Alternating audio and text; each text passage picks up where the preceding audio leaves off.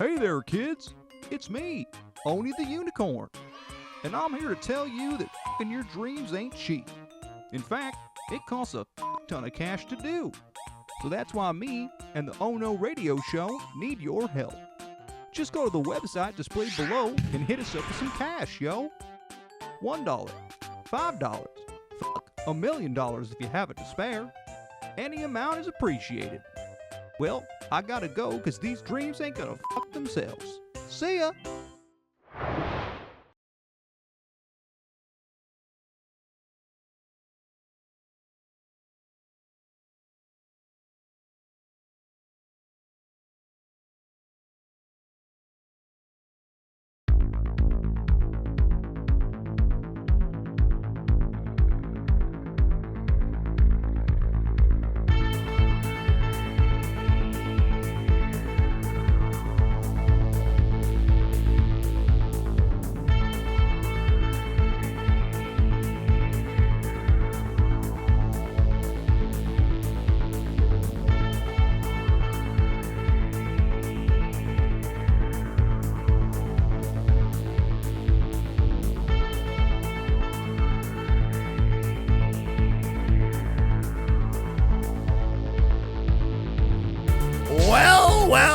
Well, look what we have here. It's the return of the Oh No Wrestling Podcast. If this is your first time listening, well, we welcome you. This is actually episode 218 of this fine podcast. We have been 218th one we've done this month. And yeah, it's been a while since we've been in the studio, been able to do this type of thing. Life gets in the way. But my name is Owen. I am your Shark Break Kid. Along with me tonight is the one and only good brother himself, Clint Bobski, in the building. And our good friend, Double J Jansen, with us once again.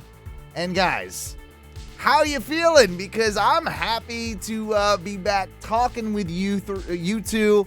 And man, it has been a while, but sometimes you need a wrestling sabbatical. And and we will talk about all that. And yeah, I think now, especially with everything that's kind of brewing in the wrestling scene, what better time than us to hop back on the microphones and spout some wrestling nonsense to you. Matthew, we'll start with you. How are you, sir? I'm good. I'm back. Been in, off the injury list, and been doing my rehab, ready to make a comeback to the ring. I know it's weird that we all got injured at the same time. We did, yeah. And have all been out for the same amount of time. It's really random how that happened. Yeah. But if you guys are feeling as good as me, I'm feeling pretty good. I'm glad to be back and in the ring with you good brothers. Same here. Jay, how you feeling, bud? Oh, feeling great. At my birthday celebration last November, Matthew said to me, God, we got to start doing the podcast again. So glad we're back. Yeah. Happy to be back. We're going to start a new one without Owen. Yeah, yes. And that's fair. I got one of these high. It's going to be called Oh Yes. Oh yes, yes. It'd probably be better. It'd probably be less obnoxious. Probably be better, more well produced. Like Matthew knows his but shit. Not as much heart. Oh God, but yeah, I mean, I got one of these highfalutin new jobs they talk about. These job things. Yeah. So oh man, like life is just like, man, I gotta work and stuff, and it's like not enough time for the wrestling and the podcast. Fucking crazy. And then I've been producing a podcast, and it's been hectic. By the way, fishandbrits.com if you want to hear about two British guys listening or talking about American stuff. It's a lot of fun, actually. Nothing to do with wrestling except for one of the guys on that show, which we are planning on having him in very, very soon. I would love to get him in. He's interested. He is a manager at a local indie here in town, and he plays a character. And I'd love to pick his brain and have him. He's a huge wrestling fan, so we're gonna have him on at some point to discuss that. So that's something to look forward to in the future. But that being said, it wouldn't be speaking of the injury list and what have you, it wouldn't be I think a far stretch to say that all three of us have not necessarily fallen out of love with professional wrestling, but all of us have been a little bit disillusioned and maybe taken a slight sabbatical over, I would say, close to the last year. Would that be right? Yeah, I think I don't know, for me, I don't know about you guys, but like for me, it was after last year's WrestleMania, it was just kind of like this like big kind of like fall. And I stuck with it for a while, but nothing in either of the two main promotions were really kind of catching me. Not to say there wasn't good wrestling or things happening, but it just, I don't know what happened. I think the whole thing with The Rock and like everything, like it was just so much. And then to build that up, finally have these stories and stuff finish, and then it's like, what do you do now? Like you can't keep it at that level, like in entertainment or anything, right? Like you can't, but that's also why you can have that level, because it can't always be that high, right? Yeah. So there's got to be that downswell. So I feel like it was that. WrestleMania felt, with the Cody thing, just felt like such the end of a story being told, right? Like there was this finality to it that almost like you close the book and you're like, okay, yeah, I can go to sleep and I can chill now for a little while. Yeah. You don't want to open the book right up End of right the away. season. Yeah. I mean, Yeah. So for me, it was that. And then I think a couple of the other things, like I was already going through a point like around then where I was like, I want to get off all fucking social media, throw my phone in the ocean, yeah. like all of those types of things. And so but I think with like wanting to get away from like everything and the constant in contact and everything, I just couldn't deal with like the sides of like people in the wrestling world, the international wrestling community, if you want to call it that people do, the IWC, but like right. it was just so much. You say like, international? I just thought it was internet wrestling community. Is it? Oh, maybe it's internet. I thought it was independent wrestling community. Okay. Yeah. All right. Well, maybe it's all three. That could be. Inclusive wrestling community. No, that's the opposite. Sorry, that's the opposite of what it is. By the way, that's definitely not true. it. That's definitely true. not it. But there are like two sides, and I feel like the more I got through last year, then with like all the politics and fucking everything with the election, like it was just like there was so much fighting in the fucking world, and with wrestling, that's it. And I think between the fans and the promotions and everything comparing, I'm not saying it was just a weird mirror of like what was happening, I guess. Maybe the societal landscape like amplified it for me, seeing it in wrestling. But I was just like, I can't enjoy this anymore because it's like overwhelming. We're too behind the scenes. Like that's more important than actually watching the stories develop in the wrestling, it seems like.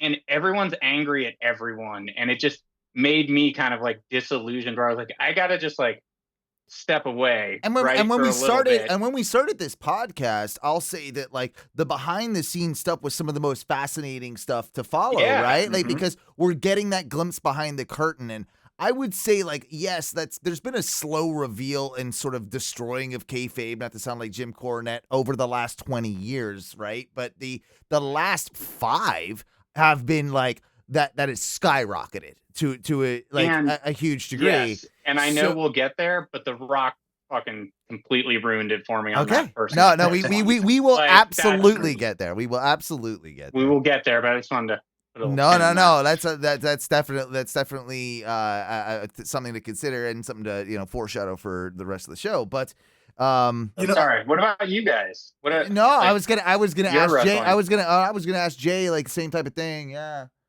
So I actually was staying, fairly consistent with it. Not so much that I'd watch every show, but I'd at least catch up with, on some review, podcasts, kind of just seeing what's going on, what the discussion's about. But I even went to our friend Ryan and I went to an NXT show here in Denver. Oh, I remember. It was in September. Yeah, I remember they went out there. Yeah. Yeah, and it was really cool because it was Ethan Page versus Joe Hendry as the main event, and so very cool. That was actually the first time there's ever been a WWE pay-per-view headlined by someone who's not a WWE superstar. So it was a Pretty really big cool deal, thing to yeah. see, and Joe Hendry stuff. But honestly, it started to become a problem for me kind of around when the streaming started. Mhm. I was in a really comfortable place because Raw had moved down to 2 hours, which I had loved. And SmackDown, wasn't the best show, but it was still a digestible 2 hours. Once, and we'll get there to the streaming thing, but once, Raw kind of, I thought it was going to go back, to 2.5 hours or 3 hours, but it's now kind of 2.5 hours. But Yeah. then SmackDown went to 3 hours, and man, that just became a slog. And I I gave up, not completely, but I got to a point about a month ago where man, I couldn't do it. I No. couldn't do it. But then this week I've started back up. Yeah, With dude, both it's a Raw lot of and wrestling to watch. it's I mean, it was a lot of wrestling when we were into it and we were like super fired up about every single show, and it was like Mhm. like that. I was watching everything. Yeah. Let Yeah, alone yeah. let alone now. And it's I think it's very interesting that the three of us who have been pretty diehard for, I would say, the last decade. Like we've all had our times where we've dropped out of wrestling, come back into it. I think that's pretty a natural thing. But I would say about the three of us, it's around a decade, maybe a couple years short here, a couple years longer there, give or take, right? And I find it very interesting that all three of us, around the same exact time, right after last year's WrestleMania, sort of bowed out a little bit, and that decline kind of, I think, went all the way through up until right around now. And maybe the Rumble was like the catalyst to kind of like That was hook me for back me. For in. me, leading into the Rumble was when I started like Yeah. watching Raw like every week, like leading into the Rumble. But it's so interesting when, especially not so much AEW, but with WWE being about as popular as it's been in 30 years or 20, 30 years, whatever it is, I mean, right? dude, they break a gate record every single time they do a Well, show. It's crazy if you just keep raising ticket prices that you can fucking make more money. We make the jokes about it, but there are a lot more casual people watching the product than have been in the last decade. Like it's interesting as we can honestly say in the last year or two, the viewership has gone up, that the casuals are watching more, that the popularity and pop culture impact of the product is probably the greatest it's been in about 10 or so years, I would say. I personally think. And I think it's very interesting that the three of us, Disagree. that we all kind of fell out as a lot of people were coming in. Like, and I wonder Pretty if punk rock of us. maybe, yeah, it is that like, oh, my favorite band got popular, so now they're not cool anymore. Like they sold out. Yeah. Green Day signed with Elektra Records or whatever the hell it is, you know? Yeah. It was yeah, it was just for me. It was just like it ended up being too like, and because I said I was watching a lot of it. So, but I do want to ask both of you, like, what was like during times, did you go completely like not paying attention, or were you No. like checking things? Because I like would check in like daily. I would like read like my little things on that I had like alert, like that I follow, like just like this feed of wrestling stuff in my news app. So I would get like, the rumors. I would like be able to see the like embedded clips of things that would happen. Some days I would spend less time, but I would always at least read the rumors every day. Oh. And then for some reason, like the rumor roundup, and then I would always, it was like maybe there was like a month or two that I didn't, but when I was walking my dog, because there was a month or two where I did stop for a little bit, but I would like listen to, I forget the fucking name of the wrestling podcast now, but they just review what happens on the show. Sure. It's Is over it in Britain, Post? and Oh, in Britain. no, so yeah, it's over in Britain. I'll look it up. Wrestle Talk. Okay. And so yeah, they just review the show like segment by segment, and so I would just listen to that, and like what if I thought something happened or heard something, I was like, I'll just listen to the whole thing. I was kind of similar. I definitely got to a point where I wasn't watching any show weekly. It was if I was home and there was like, it's Monday. Like, oh yeah, I'll throw Raw on or whatever. Like, it was more like it wasn't appointment viewing. Like, I got to a point where it was like, when it was very convenient for me, I would throw it on and I wouldn't necessarily sit down and watch all 2 hours of Raw or Dynamite or whatever, right? And I'm kind of like you. I would supplement that. Like there might have been a week or two, like, or plenty of weeks where I didn't watch any wrestling, like at all. Yeah. And then but I would always supplement it with kind of like, I mean, I'm still on Reddit. I'm still going to see the news. I'm still going to be on Squared Circle. I'm still going to get like some of the drama. And then I'm going to pick up like, oh man, like, oh, something big happened, whatever it is. I kind of want to hear what Alvarez and Dave have to say about this or this particular thing. And part of, honestly, my intrigue, and it goes back to what you were saying earlier, Matthew, is like the like, I've always been super interested in the behind the scenes of the business. It's why I kind of got into like live audio production and production in general. I've always liked that being backstage kind of vibe. And so I definitely have gravitated towards when anything new with the Vince McMahon trials and stuff was going on with that. I did want to know what the experts per se were talking about, you know, in regards to that, and more for the understanding of like the business and how like this huge corporation is going to deal and interact with that, and how like, you know, UFC and so on, like, and all those things combined with Endeavor, and like how this is all like working, and like the Janelle Grant case and the Brock Lesnar shit, and like, you know, all of that was kind of like when I wasn't super interested in storylines, kind of still kept me glued to wrestling, I guess is what I'm trying to say. So I mean, I'm not saying that's a good thing, by the way, either. I think it's a little bit like, like I don't even really love it about myself, and I had to distance it. But that is a reason why I did still pay attention to what was going on.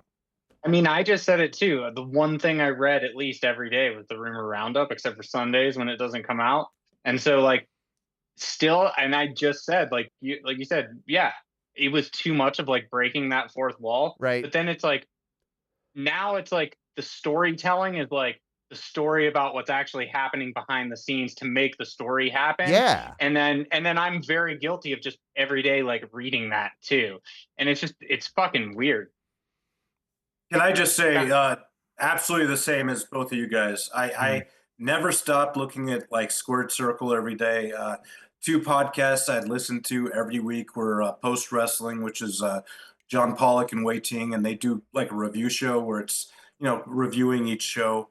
But also WrestleNomics, which is John Pollock and Brandon Thurston, and it's usually just Brandon Thurston, but it's more the money side and the economic side of wrestling. Yeah, and because I'm still absolutely glued to that side of it, and I still want to know enough to know kind of what's going on. So, you know, even when I get back into it after a lapse, you know, I still know who everyone is. I think, you know, I have a good idea of what the stories are.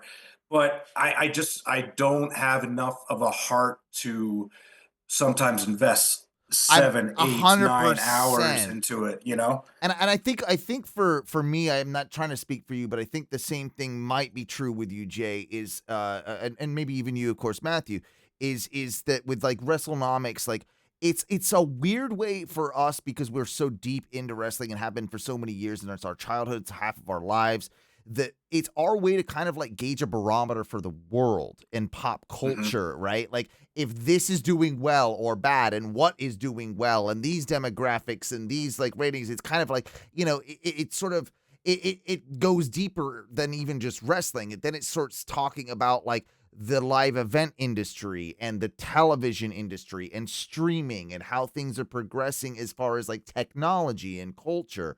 And because we have like again, like it's a barometer, because we know wrestling so well, it enables us to kind of like, I don't know, put some context to everything else. Like, you know what I mean? Like, I don't know if that's the same with you, but that's kind of how I feel about it. And it like, I find like the TV rights stuff fascinating. Like, how do these big corporations talk to each other and make these deals? And why is this a good deal or a bad deal? And why is, you know, like, And that was, I guess, the case when like the whole Netflix thing started. We haven't even talked since then, like and the Max deal with HBO and with AEW rather. And yeah, so like those things are weirdly what, like, I guess is this us being boring old men now? Like that's what keeps us interested in wrestling? I like to think about the opposite. I was thinking if I was going to say this or not, but because it's the opposite of boring old men, I like to think about it now, and I had not thought about it this way until you were just speaking about it. Is us watching that business aspect of it and everything? That's now the show. And then like it's a show about these companies making this other show. Right. And so like now we're watching this, and let's pretend that it's not real. There's a bunch of people behind that we haven't even found out yet. They're controlling that and like putting on the show the way that these ones put on the wrestling show. Now it's just gone even deeper. So I like to think that we're not boring old white men. I think we're on to like some really cool down the fucking string theory rabbit hole of like how everything's actually running. It seems to be like surrounded by, or at the center of it seems to be professional wrestling, and I love that. I like your take. I like your take. That being said, the last Oh No Wrestling podcast we did was not with either of you. It was just me and my good friend David. Oh yeah, I remember. My good friend David Perry. After a pay-per-view, you guys talked. So that was all in 2024. Do you want to guess the date on that? Scott? Is his name Scott? David Perry. Fuck, sorry, David. Sorry, but I did listen. It was great. Do you want to guess? Like, do you remember when All In 2024 was and the date of that, Matthew? Me and Jay already talked about this one, so he knows. I think All In was. I think I was out of the country. Yeah, you might have been actually. You might have been on that big trip. It was like September. Oh yeah, because it's always around my mom's birthday, which is on September 2nd, Labor Day. Not far off. August 26th is when we recorded the podcast, so I'm assuming the show was probably 24th. Yeah. So yeah, it was probably the 25th or something. Yeah, when the actual show happened. And then the last one, like this is crazy. When was the last one that you would guess that the three of us did? It was the three of us. I can read you. It was episode 216. And it was WrestleMania. The state of affairs in WWE. This isn't a good title, Owen. Like, come on, you can do better than this. Like, yeah, dude. Whatever. But I'll read you some of the notes. The world of the WWE post WrestleMania. How long will Cody hold the championship? Will people turn on him? Was the decision to have Cody lose at WrestleMania 39 and extend the story a year a good idea in retrospect? All stuff we can talk about still right now. But what date do you think that was? That we released this podcast? Because I would have released it that same day or like early the next morning or something, like April 15th. All right. What's your guess? Jay? Adrenaline in my soul. April 28th was our last show. Well done. Closest to the pin. Jay gets it. May 1st, 2024. Nice. That was the last time that the three of us got together to talk about wrestling. And Jay, you had a good term for what we're going to be doing tonight, right? Like, what are we doing tonight? This is group therapy. It's going to be a listening session. Yeah. Yep. A wrestling group therapy session, which I'm into. I think this is a marketable idea. We could probably sell this to people like our fans, like Kyle Deuce and like other people that need like we could. Okay, the three of us are like the like the doctors, like the super smart, like, okay, we're gonna like sit with people and then we let them tell all their horror stories and their trauma. Yeah, they can just vent to us. They can get it out. And then we charge and then we record it and release it as a podcast. Genius idea. Yeah. And then we judge them after they leave. And then yes, they leave and then we do a post interview, like a post session. Yeah, then we have a doctor. Yeah. We all just get like a huddle. This is that's crazy. I know that started as a joke, and now I realize that this is actually like a genius idea where I'm gonna do something with. So So if you want to be involved in that and you're listening to this show, Join us on our Facebook group, facebook.com/groups/Ono Wrestling, and say, hey, I want to be part of your Ono Wrestling group therapy sessions. And we will gladly have you Zoom in, and we can talk to you from wherever you are in the world. It's a safe space. We're all in the nest here. That's right. So you'll be the Tony Soprano. We'll be the Dr. Melchi. Yeah. let me get things actually started with like some wrestling talk, I suppose. Let's do it easy here. All three of us, what's your favorite thing and what's your least favorite thing? But no, just like it can be both from either company. What's your best favorite thing, least favorite thing going on right now in this world of wrestling? Wow. Heavy questions out of the gate. I know it's tough. Do you want me to start? I'll say my It favorite seems like thing. you probably have get it going. I'll get it there's a going. lot to choose from. Yeah. So my favorite thing in pro wrestling currently is the Hangman Adam Page MJF feud in AEW. I think it is solid work on both parts. I think it's rehabilitated MJF from the unfortunate kind of year he had last year, which I don't think is all his fault. People wanted to cheer him as well. Like there was that face turn was still, in my opinion, still a good idea. It obviously ran its course. Adam Cole had the injury and so forth. That was the fuck up. And that was the whole thing. And the devil thing and all that. Like it. Yeah. Basically it fucked MJF over for a good year to 18 months, right? Yeah. This to me, this feud with Hangman Adam Page is a return to form for him, but even better. I think he's back at it, and I've always been an MJF guy, so I'm really excited for that. And I've always really liked Hangman. I was a lot higher than anybody was on Hangman's championship reign. I know you didn't like it, Matthew. Can't remember about you, Jay, but Duncan was very low on it. My brother was very low on it, and people that I talked to like very much disliked it. I think that's being too harsh, especially in retrospect. I think that at this point, with the developments of Hangman's character and how well they have told his story and his character arc, and he's gone from he's a dude that set a motherfucker's house on fire, that drank a motherfucker's blood. That he has gone to such a dark place, and now we're starting to see him climb out of that. I think that it is the most captivating story of two people, and the fact that they were both sort of close enough to AEW originals, and that their original feud goes all the way back to the first match for that Dynamite Diamond ring, I think is a really nice way of paying like, hey, look at all of what AEW has done and what is doing without doing what they have done too many times in AEW and have AEW rah-rah speeches. For the company, go, go, go. So many guys have done this. And this is still, it's accomplishing those same things that Tony Khan would like, but doing it in a much better way, and a much more succinct way, and a much more intelligent way, and a subtle way.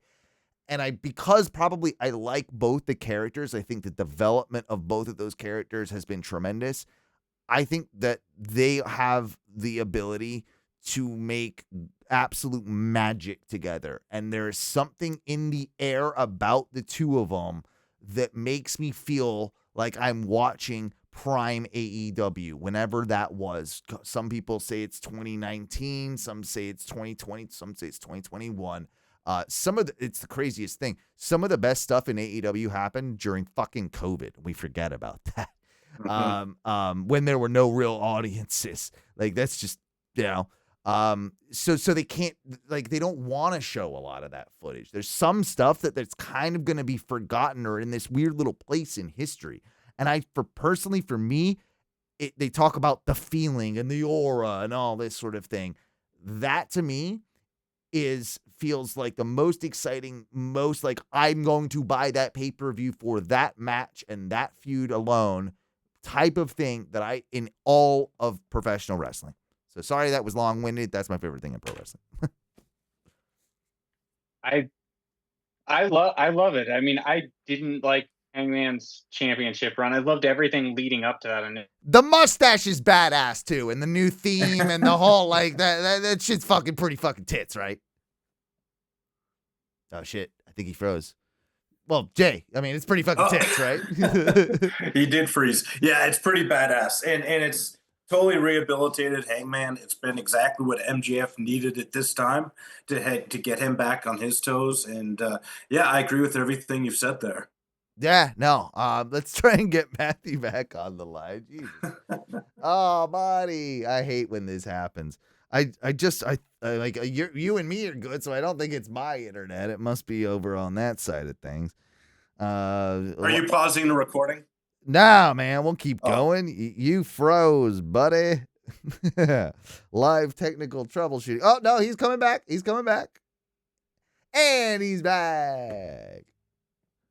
I don't know what's happening with me today, but I think they said 7 planets were aligning in the sky tonight. There's some weird fucking juju that I'm being affected with. So sorry. No, all good. What were you saying about Hangman? And I was saying the one, like, I didn't like that title reign, but I liked everything leading up to it. It just seemed blah to me after that. But it's not saying he didn't have, because I've always been a Hangman fan and I love him. Yeah.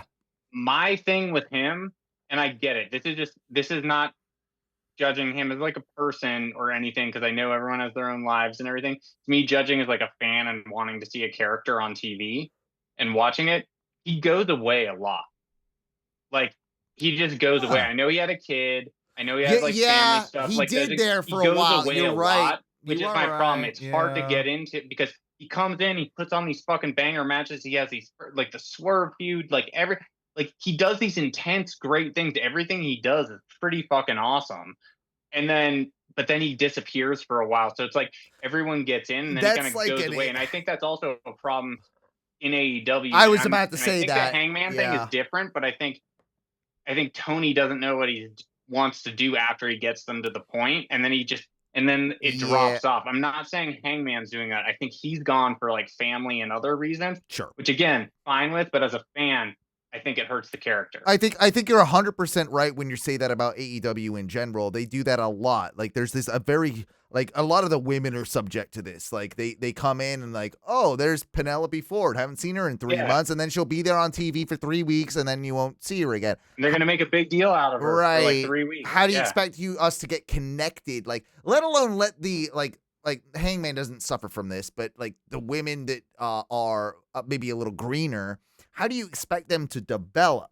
How do you then how do you expect us as fans to have this long-term connection with somebody, right? Like if you've got to have them on TV at probably once a week or at least every other, right? To be able to constantly like remind you of this. Like And I would agree with that with Hangman. It's probably for legitimate reasons, much like Kenny, right? You can't expect the person to be on TV with like whatever. But Kenny's a different story because he's goddamn superstar. It's Kenny fucking Omega.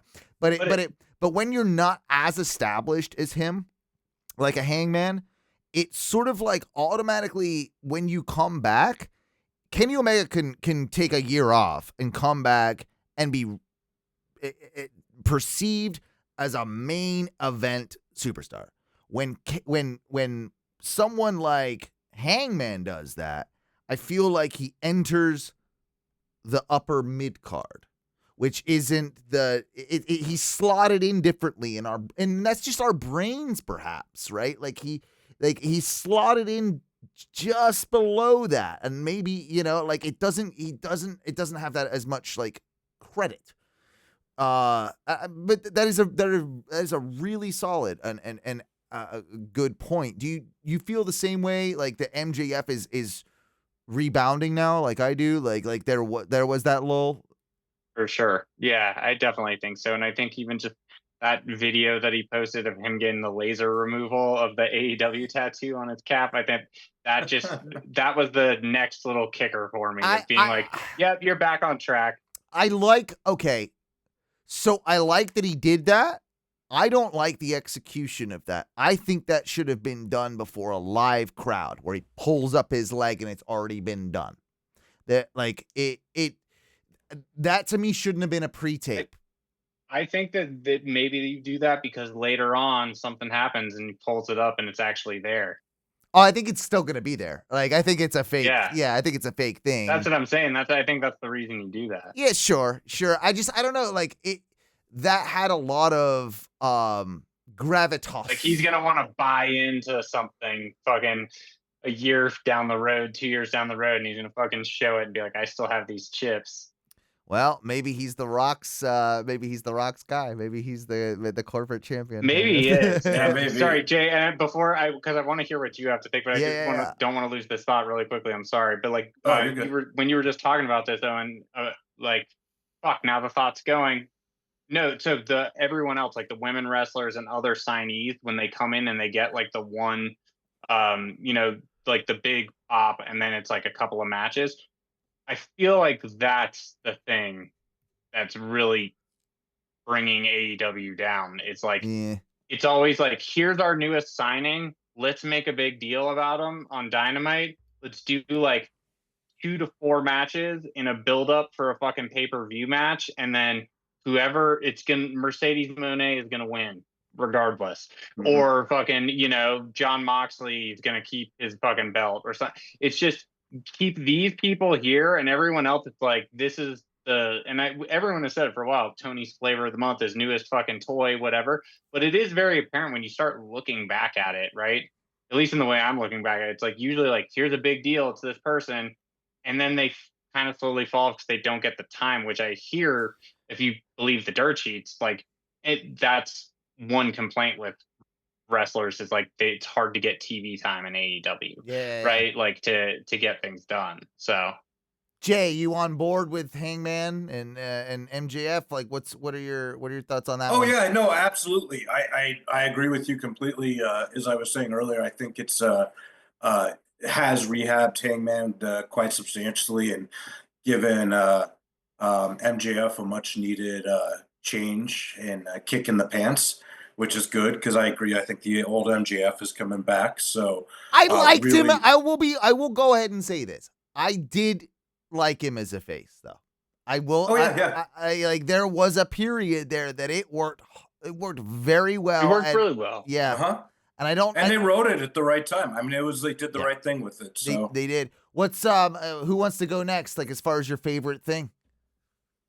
For me, it's actually been the NXT Women's Division. I think that's been on fire lately, especially right now with Julia and Stephanie Vacour, and you have Jordan Grace coming in full time to NXT. Roxanne Perez is just getting up to the main roster, but everything's just been so good, and from the NXT Women's Division. So that's been actually something that I have at least watched highlights from every week. If I haven't watched the entire match, which I usually will. I gotta say, I'm probably very guilty of not like I'm agreeing with you, and I know all the names, and I've seen little clips here and there, but I do not watch a ton of NXT, and and so it's really nice to hear that and it's something that I'll have to pay more attention to, because I hear great things. I just I don't know, you hear about like, oh man, I gotta watch this. It's like, like, really, do I have to watch the women's division on NXT? But coming from you, it does make me more inclined to do so. And I'll tell you, and I've made this argument in the past, NXT and TNA are a much more digestible product to get through most weeks than AEW and WWE are. Why would you say that? What if you were to? Because there's a lot more people you don't see very often getting time, especially in NXT. So you get a lot new faces. You get a lot of satisfaction in terms of payoffs to feuds, which, I mean, you do get them in the other companies, but I feel like it happens at a little bit of a quicker pace in NXT, because they're really getting these people ready. Is it? I'm not trying to be like a dick here when I say this. Is it more like ADHD friendly or ADD friendly? Like You it's know a what? little. I mean, I don't think that would be I don't think that would be a bad assessment at all, because you're not spending 20 minutes on a freaking promo per show, you Right, know, right. and then 15 minutes on the corresponding. Or stretching this like fucking what are they called? Moxley's group, the Death Riders, stretching Right. this thing out for 6 months or 9 months when it should have been done in 3. Like Exactly. yeah. Now, does NXT, are they guilty of? Are they free of never doing that? I mean, or innocent of never doing that, or innocent of doing that? Do I mean? No, I mean they do it sometimes, and just not as much as the other promotions tend to do, and especially with the women's division, they tend to take a lot of special care with. Who's the chick that you? Because I mean I'm obviously familiar with like all the names, but Roxanne sticks out there and Stephanie Vaquer sticks out there. Who would you say is the one that will, if you were to bet right now, would make it on the main roster? Julia. Really? 100% Julia. Really? Now, if she was New Japan, right? She was Stardom or New Japan? Was she Stardom or New Stardom, Japan? yeah, Stardom. yeah. If there's, I mean, her English is good enough to get by. She's Italian, and that's right. It's funny yeah, because when she speaks English, she almost does it with a Japanese accent. Well, she looks like a white chick, honestly, doesn't she? She doesn't look really that Japanese. Yeah. Well, she's not. She's Italian. Yeah. There's some English in her some way. I want to say too. Yeah, like, I think there might be, but she's fantastic, and she's got a presence that is just rare in wrestlers alone. So I feel like I'm talking her up, but I think she's going to be a definite.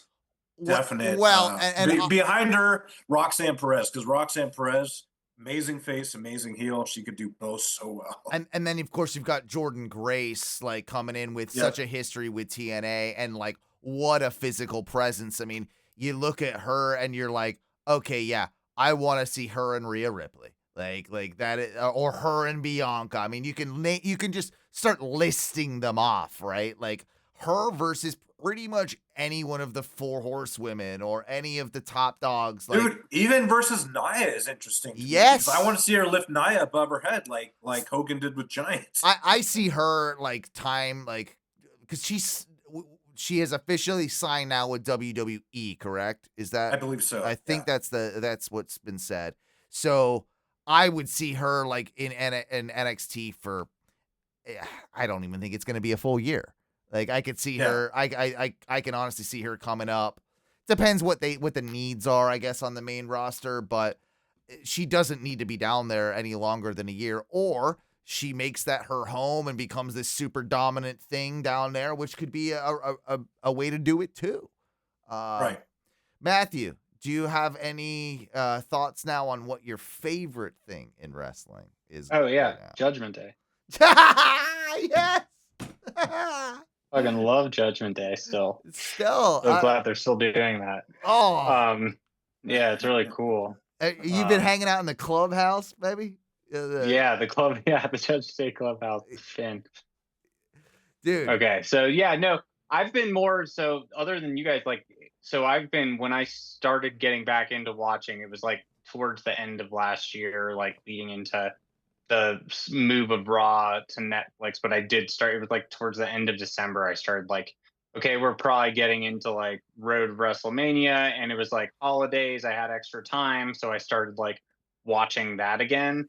And then it turned into like, well, Monday night, I'm usually like off work doing this, and I'm like, I can have wrestling on. So I just started watching it again. When it switched to Netflix, I'm like, obviously going to watch that one and see. Yeah, right. I mean, it's kind of like it was must see, wasn't it? We haven't even touched on that, but it was like, no matter how you feel about it, it was a kind of a must see. As a wrestling event. fan, you're gonna fucking watch it. Yeah, the hype around it.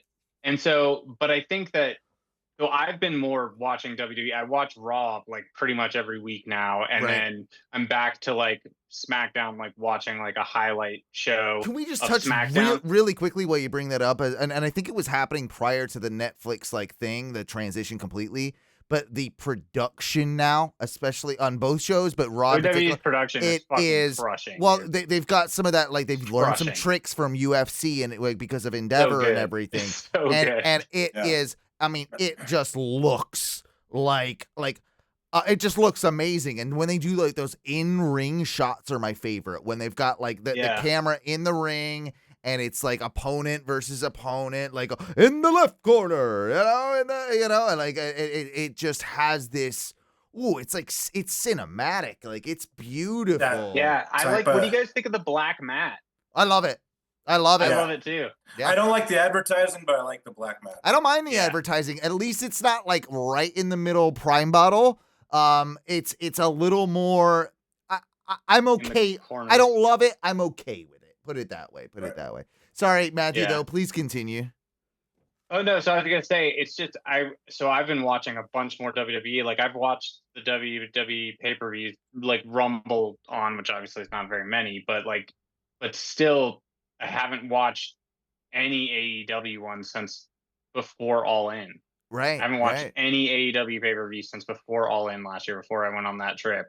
And then I may have like watched the highlights of matches on like YouTube or something, but I have not watched the full. I think that's where I do actually differ. I think I missed. If it was two, that's it. I know I missed one for sure. I might have I didn't missed watch two. Wrestle Dream. I didn't watch World's End. I didn't watch. Those were the two. Full Yeah, Gear. those. Is that the last one? I watched Full Gear. I didn't watch World's End. I Yeah. didn't watch Wrestle Dream. Yeah, those are my two. So- I didn't. But I might I've have been actually more watched those. WWE, not NXT either, like Right. Jay. So I've been more like mainstream WWE, getting back into it, keeping up with everything else. I also will say this: everything is just it was so fucked with everything changing. Like Netflix, like even when I went to go watch the Rumble, I was like, wait, why did I log into Netflix? So I go to Peacock. I was like, we don't have the network. I Yeah. was like, where is everything? where is if I it? wanna- Yeah. If I want to watch any WWE product, it's on like 4 different apps in order to watch. It is like, annoying. the thing. It Yep. seems like, but which is annoying. But and then WWE, I even have a Max account, and I still actually have not watched a Dynamite because I feel like I get what I need from like just looking at the highlights still right now Sure. with AEW, unfortunately. But WWE I've been watching, so I will say like they've had some just fun stuff happening, stuff that didn't need to happen. I will say what's topped it though, and again, it's been a short period of time. Think like middle to end of December till now. It's a pretty short period of time to be rewatching, getting back into it. But the biggest thing, and I'm so happy for him right now, is Penta. I think Penta Wow. Yeah. getting what he deserved. He wasn't there on the Raw like main Netflix thing like they kind of promised. They just announced. And then, but like I think he's gotten good booking. The fans have really received him They well, have. and I think he's really doing well. And I love that for him. Yep. And I love that for like his style of wrestling. I think he fucking deserves it. He does. And I also will say that I think that one of my things with people that switch companies, and it's usually a big deal, this one feels like the big deal is going to stick because his work actually like keeps it up. You know what I'm saying? Yep. Like, It's and I it's think stuff. and I think they're booking him and he's backing it up. And I think that that's like we're now seeing the mesh of both of those sides. Like, this is what can happen. This is a star. WWE for a number of years have tried to make their new big lucha guy, right? Their new they've had so many failed attempts, but they've looked for their new Rey Mysterio. They found him. They found their connection with the more modern lucha style, which Penta is, and maybe a more hard-hitting lucha style as well, which I think is all the little elements are there. And you're seeing casual fans respond to it. And like he gets oohs and ahs when he does stuff in the ring, which is hard to do now. It's hard to do now. He's not doing anything near as crazy as he was doing in AEW. But for the WWE fan base that hasn't seen a lot of this, Yeah. it fucking is like mind-blowing to them. Yeah. The biggest thing for him is I'm right there with you. I'm really digging this run with him. I think we can all agree that Rey Fenix will join him. His brother will join him in WWE. It seems pretty inevitable. But I kind of don't want that to happen right now. Like, I kind of wish he was held there for like another year. And like I hate to say that, but like Phoenix is kind of injury prone too, by the way. But on top of that, more than anything, Remember when his arm? oh God, oh stop it, no, That scream. Yeah, Oh, outside of the ring. that we got image is tossed out the ring and- forever ingrained in my brain. Like, oh yeah, no, that was terrible. But like, let Penta have like, I don't think he'll ever be near like the world championship scene, the top scene, and I don't think he needs to be. I'm not saying that could never happen, but I just personally don't think it'll happen. But there's no reason that he can't do a U.S. title run or an IC title run and have a good, strong mid-card run. Maybe like Gunther's belt at some point, right? I can't ever forget that. I always forget the fucking names of what they call them. But you know what I mean? It's Gunther's belt and World Cody's Heavyweight belt. Championship. And then the Undisputed, I guess, right? They still Yeah, calling it that yeah. these days? They change the name every other week. But yeah, like give him a singles run before Rey Fenix comes in, and then absolutely have the Lucha Brothers versus the New Day. Have the Lucha Brothers versus all these teams that are, like they've never. Give me Lucha Bros versus Dom and Ray. Absolutely, they're gonna do that. They're gonna I know. do that. I can't wait. And that's actually pretty fucking tits. Like, I would say, even if you did that right now, that tomorrow, if you wanted to book that for this WrestleMania, you could. Yeah. They won't, Yeah. but- I mean, Judgment Day is a huge storyline with a lot of twists and turns. So I don't really know how you get Dom to just turn babyface with his dad, but no, I'm being facetious. They could just break up Judgment Day. Yeah. The thing that works so well with Penta that the WWE has never had before, and correct me if I'm wrong, but he's an intimidating luchador. Like you generally think about luchadors and you think about people that I don't know, man. Golga was pretty intimidating, and he had a lucha mask. Was he in the WWE though? So that's the thing though. Is like, do you remember Golga? Do you know what I'm talking about? I do not. I have no idea. I remember it was Earthquake when he was in the Oddities. He was Golga, and he had the lucha mask. And he had the South Park doll. And I guess the Shockmaster too was kind of yeah. But we're just talking about yeah. But no, that's my lucha. That's my lucha libre. Like you run across Rey Mysterio in an alley, like you're gonna be the one who mugs him probably. But I mean, if Penta runs across you in an alley, man, I'm running the other way because that dude is scary looking. And so I think he brings a certain coolness and edginess to the luchador scene in the WWE that they haven't had there before.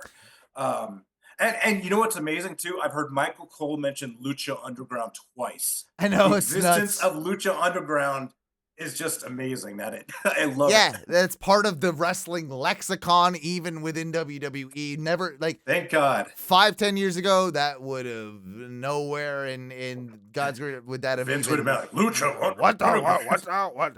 That's a goddamn soap opera. What is that? What is that? Yeah. So that brings us to what are our least favorite things, I think, happening in current wrestling. And I'll be happy to start again because it's right at top of mind. I mentioned them earlier, but it's not any single person in there.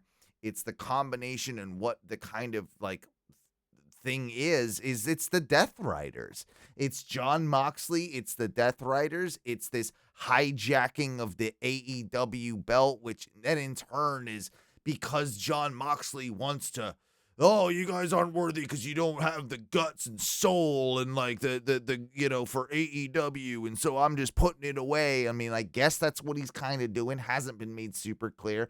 And then he's got this super group of awesome dudes that can all put on amazing matches and are fucking specimens. And even Marina Shafir is kind of like, I mean, I wouldn't fuck with her. And so like there's so many positive things going on there, yet it is so fucking dumb and boring. I do not fucking care about any of it. And I want to like Mox, and I want to like Cesaro or Claudio, whatever his name is. And then I want to like Pac and Shafir the same. And then there's, old Wheeler, Yuta. Yeah. But it's a combination of them sucking and who they are currently feuding with. I do not give two shits about Cope. I do not like. I think John Moxley and all those guys in the Death Riders can be rehabilitated and do great things for AEW or the wrestling business. I do not. I have seen Cope so many times do the same goddamn thing so many times that there is no interest. Like, to me, he is unrehabilitable, if that's a word.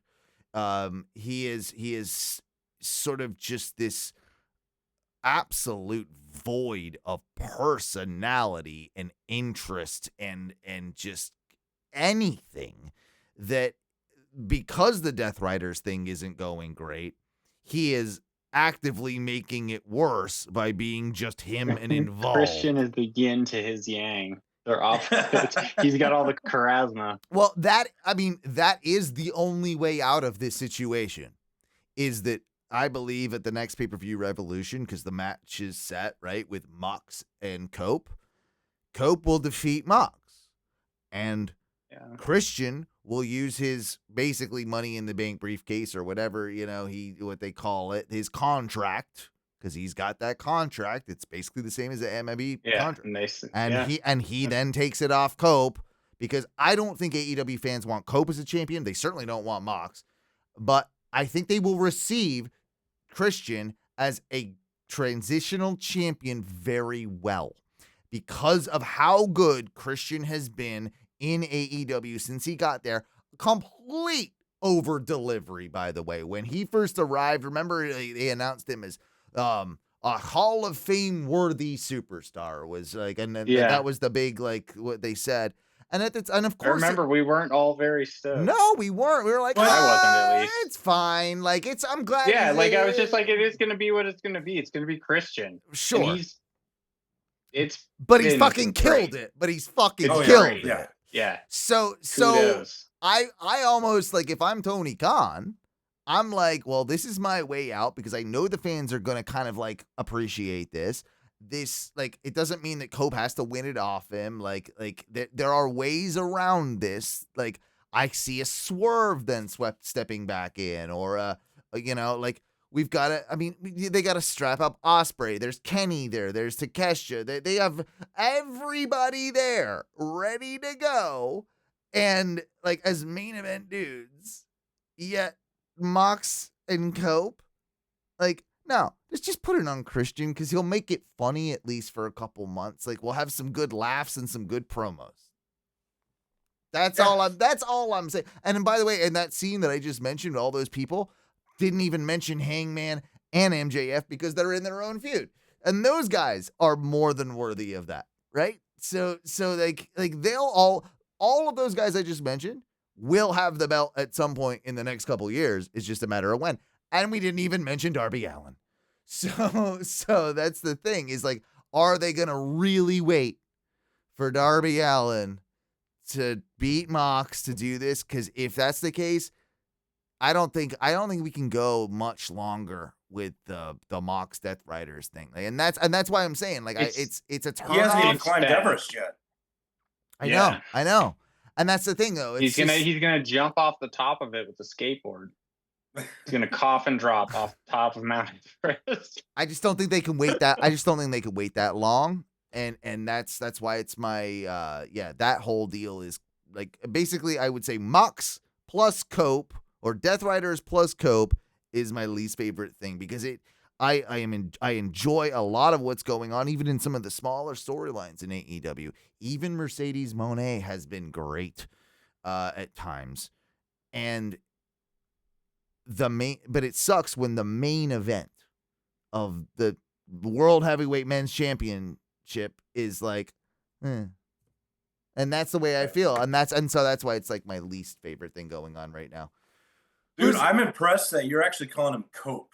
I totally heard you in my head, like going like, dude, I'm never calling him Cope. Fuck that. But you're doing it. Wow. all So- the names suck anyway. Like so, Yeah, like right, what am right. I like? Yeah, Rick, Edge, I'll say Ricky Edge Saints was is bad. Edge was always Yeah, kind of yeah. Edge was always kind of a dumb name.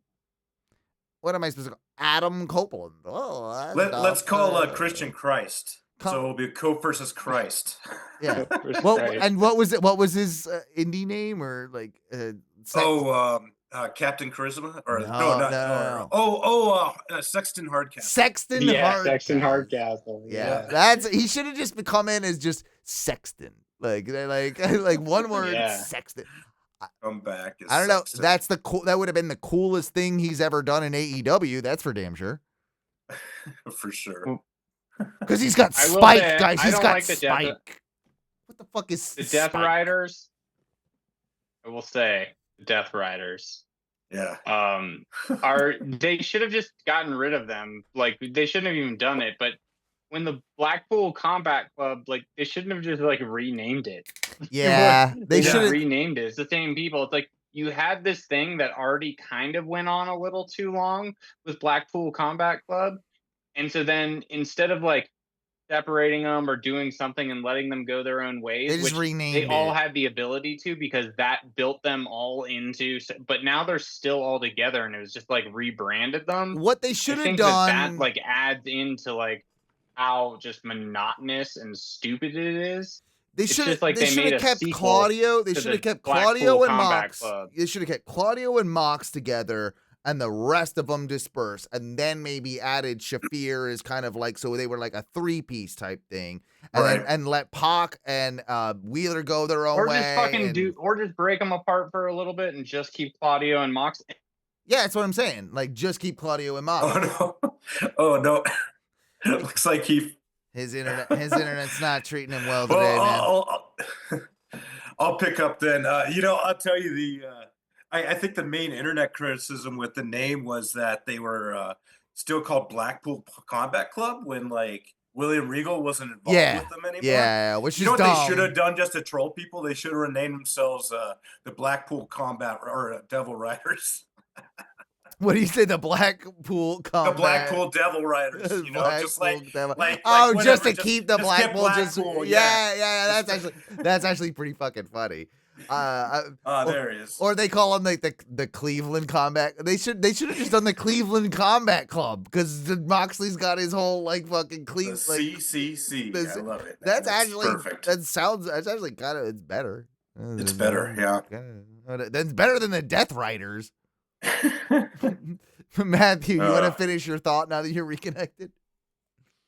I don't remember what the thought was. I got a little frustrated when that happened again. So what thought out the window? Oh yeah, no, I got it. Yeah, do what you were saying, which was like break them apart and then keep Claudio and Mox if you want to for a minute, but then immediately after that, like 3 weeks later, do Claudio versus Mox because I would watch that. Oh yeah, as a hard-hitting match and then break them apart and let them go their separate ways. And you know what? Here's another thing I was thinking, which was take Hangman, who goes away a lot, and Mox, who never leaves, just blend their schedules a little bit. Someone in, whoever's putting their schedules together, just blend those a little. Yeah. And let's just get enough of both of them. And that's just maybe not have Jericho around all the time. Oh my god. Yeah, let's get He was my The learning vortex. He was my close second to my least favorite thing. Oh no, he actually just tweeted that he stole our idea. He's now doing wrestling therapy. That's his next gimmick. Oh, of course, yeah. Group Of therapy. Yeah. Group therapy, yeah. I think Thanks. has he official. I mean, it seems like he's completely like realized that the whole learning tree thing it was not working, and like it feels like he's just kind of like, okay, not doing that anymore, and like changing gears. Like he's. I do like Brian Keith as his lackey. Like the Brian Keith thing with him is working for me. But it's not. other than that, like not for me, honestly. It's there. Nah. It's I would much rather see Brian Keith just kind of doing his own thing in his own storylines, much as I would like to see Claiming bounties. Big Bill like doing his own I thing. agree. I just don't think Brian Keith would get that without Jericho. No, he wouldn't. That's the one thing, and that's the one thing I hate about it because I love it too, Jay. Like that's the thing. I love it. Like he's got Jericho. A presence, and which also leads to Owen's point of like he should be able to have that on his own. Yeah. I don't know why. I just feel like he wouldn't be presented that way because it's not. Even though this thing that he's in is shitty. Here's what I don't know why, but if I'm doing something with Brian Keith, I'm waiting for Eddie Kingston to come back and having the two of them work a program and then become friends. That's what I'm doing because I don't know why. I don't know why, but I think the two of them would have some like weird ghetto ass chemistry that would be badass. Like I would love it. I think Eddie might be doing something in Japan. He tweeted a picture I can't remember the wrestler right now, but he tweeted a picture of a old school 70s wrestler in Japan, and everyone's like, "Oh, is he going to Japan now?" Well, did you see the video he posted? That's an everyday thing, though, for Eddie Kingston posting something of an old wrestler from Japan. I'm saying, did you see the video That's true. Posted where he's got a big beard and his hair's all he was working on his legs? No, he's talking to the camera. He's like, "Listen, I haven't been doing great. Like, he's like, I was injured." And he was like, "Yeah," he was like, "I was injured." He was like, "Look at me." He's like, fucking scraggly ass. He's like, the only place I've ever felt free is a wrestling ring. He was like, that's the only place ever. And he was like, and I can't fucking do it. I haven't been in a good mental state. He's like, the rehab's been taking, the insurance changed. I had to do this. He's like, it's one fucking thing after another. So I don't know if it's like, it seemed very heartfelt. And he's like, dude, I thought it was Bruiser Brody in the picture. That's how. And he actually says that. He says like Homicide and his mom are saying that he looks like Bruiser Brody. That's crazy. That's what I thought it was, but it was Eddie. Yeah. Damn, dude. He says that in the video. Yeah. I don't think I need to ask this by the way this conversation's going, but it sounds like we're all ready for him to be back. Yes, like he would fucking rock this look, man. This would be great. I need me some Eddie back. I need me some Eddie. Yeah. I'm ready for him. Especially angry Brooklyn Jesus, like it's just great. Who would you pair him with in AEW? He comes back tomorrow. Like what do you Death Riders, fucking throw him in. I mean, he has to get that win over Moxley. He has to take him down. Like I'd be down with that. I just don't want him teaming with Cope. Like that would be my thing. I'm like, oh, that would be lame. Like, sounds horrible. I know. If he comes back to plow through Kingston someone, I want to see him plow through Ricochet. If he comes back to have like a meaningful first match back, I want to be against Swerve. It's actually not a bad placement on the card for him though to be taking on the Hurt Business, because if they want to, if they act like Hurt Business are gonna get like, it's already kind of happening. They're more or less faces at this point, and they're supposed to be heels. So if you want to keep that dominant group and kind of make them heel, Eddie Kingston versus them would be the way to do it, because no one is gonna not cheer Eddie Kingston when he comes back. Like that dude is he's gonna be an absolute rock star. So if you need anybody that needs to absolutely be a heel, put him with Kingston. And I think maybe Bobby Lashley is your best bet. Him versus Lashley, and he could overcome adversity and beat Lashley would be huge for him. Like that would 100% agree. That would be a real nice little spot for it. Like, I dig that. I dig that. Jay, your least favorite thing. Okay, my least favorite thing in wrestling right now, 100%. If you could smell what I'm cooking, I knew we were gonna get there. I cannot stand the fucking Rock right now. I'm gonna mute my microphone. I'm going to take balls on this guy. I'm gonna take a piss. I'm gonna be listening to what you say, and then when I come back, we'll have the full discussion. If you're gonna go take a piss, keep the microphone on. No, I gotta mute it because I got to joking. He's gonna listen to me while he touches his dick. Fantastic. Yeah, exactly. He's gonna listen to you talk. Yeah, hate talk the Rock. Anyways, yeah. So here's the thing: Owen touches his. It touches his penis. Yeah. Anyways, yeah. The Rock is just, man, for me, I have not understood from ever since he came back, it wasn't at the end of WrestleMania, it was at Backlash. At the end of Backlash, and he came out after Cody like kept his belt, and there's just The Rock, and we don't see him for 6 months, and then he shows Yeah. back up, and there's this he that promo he gave, was it a week His first ago Netflix? Monday or something? Yeah, it was that promo he gave. He was a baby face, then he turned heel, then he was baby face. Dude, I saw someone tweet that The Rock turned heel baby face more times in that promo than the show did in his entire career.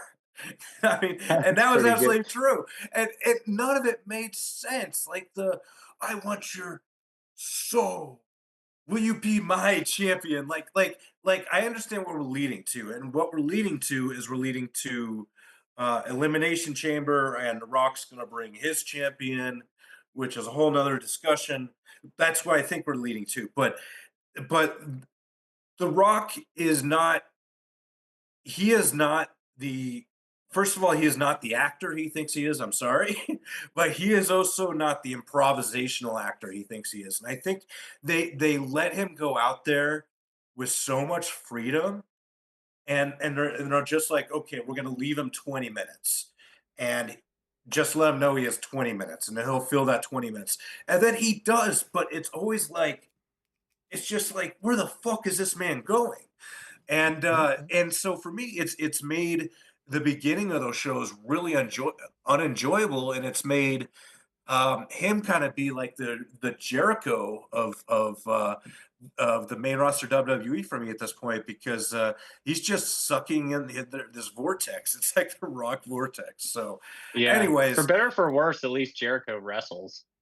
yeah, You know, exactly. so And that's the thing, is The Rock will go back away, and he's supposed to do like a Scorsese movie or something next, something ridiculous, and it's like, dude's not gonna wrestle I anything big. He's not well, gonna get hurt. what if this? Would you like The Rock better if we put him in just like a khaki button-down shirt, like he's on a safari, and like khaki shorts, which is like basically the same thing he wears in every movie? It's the Would standard that make it Rock a little more outfit. Yeah, palatable yeah, for you? yeah. If he's just in a Especially weird if he comes uniform? out trying to do like a Australian accent, then I'm fucking Yeah. sold, What man. if Kevin? Hey, what if Kevin Hart's Rocky there? may have What if Kevin character Hart's there? Let's gains. bring him in. And he could ride out on The Rock's shoulders, and The Rock could use them as a weapon. Yeah. See, now we're talking my language. See, Perfect. That's some All good right. stuff. you But- guys, you need to know your role. Shut your mouths, because he has a billion followers on Instagram. I don't know if you heard that. He only said it like 4 times in the span of 5 minutes. And I don't know if you know that he has one of like he's basically runs the company, you know, like the Nick what was the guy Manuel or whatever, like the UFC guy, the Endeavor guy, was just like, "Oh, Rock, that's your company." Yeah. his daughter runs NXT. Yeah, I mean, Yeah. so I guys, I think you really need to pipe down with your criticisms a little Well, bit. I here. think Look, and I'm. Oh, go ahead. I was just gonna say, I think that it's the like with what you're saying, I was so confused by what happened on that first Raw, right? And then in retrospect, I'm like, I kind of get what they did, but it was a really bad move in my opinion, because it was so Yeah, confusing. it was, Which was that yeah. he was being like, this is the first Netflix. Like, let's give the people like The Rock and kind of Dwayne Johnson, And who, let's like, give the is a part WWE of this. Raw. But Let's give the Hollywood superstar. But they shouldn't have done the whole Cody thing. But I also think that whole Cody right. thing, now in the scheme of things, was obviously a plan for all of this. And I wonder if it ends up like, is The Rock, like, from a larger perspective, I'm not saying this is his idea, which he would take credit for, but I also have good ideas apparently, so I'm going to say it. But like, it's like he is this. No one really knows who Dwayne Johnson is. Like, he portrays himself as this like head of the company that he's really not, and has all this control. But then to the people in the ring, when he wants to do them, he's like, I'm the final boss. But he can't be that at this other level. He's like a player, and he's getting played in the games. So that it's like there are these two dichotomies of him, and it's like a larger whole. I think you are dead on the same train of thought that I am, Matthew, with all of this. And I do actually think that the character of The Rock is more nuanced than it's being given credit for. If he did what he did last Friday on purpose, it's absolutely motherfucking genius. I don't know I want to give Dwayne Johnson this much credit, but I love the idea of a new take, and it's overplayed, but essentially this is the new take on a Vince McMahon. It's a new corporation. Absolutely. And to have him I like that. And to have him so unhinged and that whole back, like you said, I heard you say it, right? Like he switched alliances, heel face, 10 times in that promo last week. But that is what a guy like that would do. And that is what and the braggadociousness of his look at the Moana stuff and the Instagram stuff. I don't know that that's all by accident, especially when he's also telling the crowd to shut up. I'm going to do it this time, and I'm going to sing the song, and you're not allowed to do it. Like, all of that adds to kind of what I'm saying. It's this sociopathic nature. I think it's on purpose. I think he probably still didn't do the greatest thing with winging it at times, and probably should have had it a little more succinct. Yeah, but but the idea there might have actually been what he did execute, albeit a little long in the tooth. Yes. Yeah. A very good way to put it. So I'm not necessarily as anti this whole Rock thing as I think a lot of the community is. I also think that it's a bit of a work that, the wrestlers are mad that the Rock came in and blah, blah, blah, and he put himself on the poster. Yeah, of course, because that's the fucking, that's the work. It goes back to what we were saying about the kayfabe and blurring the lines of the backstage, and now they're playing it into storylines. I 100% think this is part of that. I think this that would be actually pretty brilliant. I think that's what they're doing. In like a corporate. Do you remember when they had the corporation and they had the ministry? Yeah, and then they became the ministry. Yeah, I love that. Do you think we could get the corporate bloodline? That is something that I might like. I dig. Absolutely. It's gonna be all Stephanie McMahon and Hunter's kids. They're the corporate bloodline, and then one big Samoan for just token, just token Samoan. But my biggest complaint about that was just really the Rock's delivery. I get it. That I think they give him the type of freedom they give someone like Kevin Owens, who is very succinct and very clever with who is a master of that, of doing that every style. second, every word, every that comes out of his mouth is planned, and the dude is a master at it. He is. And you could give him 3 minutes, you give him 20 minutes, and he's going to use all that time perfect. But I think they're just okay, Rocky, how much time you want? 20 minutes? Okay, this is what you have to get over. Let's get there. And he's like, okay. I think that's dead on. Did neither of you, I know, and you're 100% warranted with having qualms with the promo. I'm not discounting that, but the one line at the end or whatever it was placed of the whole I know the allegiances and everything, we can talk about that stuff later, but the whole thing, I don't want that. And he taps on the belt. I don't want that. And I want your soul. That actually, maybe I'm just a mark, but that shit got me. I was like, that's actually, that's it's more than the belt. I don't know. I turned my wife what the fuck does he mean? You have to pay the troll toll if you want to get that boy's hole. I mean, soul. Did you say boys hole? Yeah. Oh, dude, that is always Sunny fans. Yeah. Episode, yes. But you didn't. Yeah, I couldn't have hated that completely, right? You couldn't have hated that completely. I don't know. Not completely. It did make. I'm a fan of clever writing, and I'm a fan of people who can do improv, Sure. and he was a victim of having neither. And I'm with you. He's just not quick. He's just not witty and quick enough on his feet. He's great at he delivering. used to be. Yeah. That's why we yeah. need Kevin Hart. Fixes everything. Oh God, we have him as his little manager. Kevin Hart is the duct tape of entertainment. He fixes everything. He's in the corporate he's got to be in the corporate bloodline now. We've got to put him in the stable. We put him in the stable. He can play the podium. He'll be and he'll be next to what's the one our one Samoan for that one? It won't be Jacob because he's got like too bright of a future. We need the one which Tonga is he that like does nothing and always fucks everything up? Tonga? Yeah, let's put him in there. Like I think he goes in there. Like he would be just great sign guy Tonga. You know, like we had the.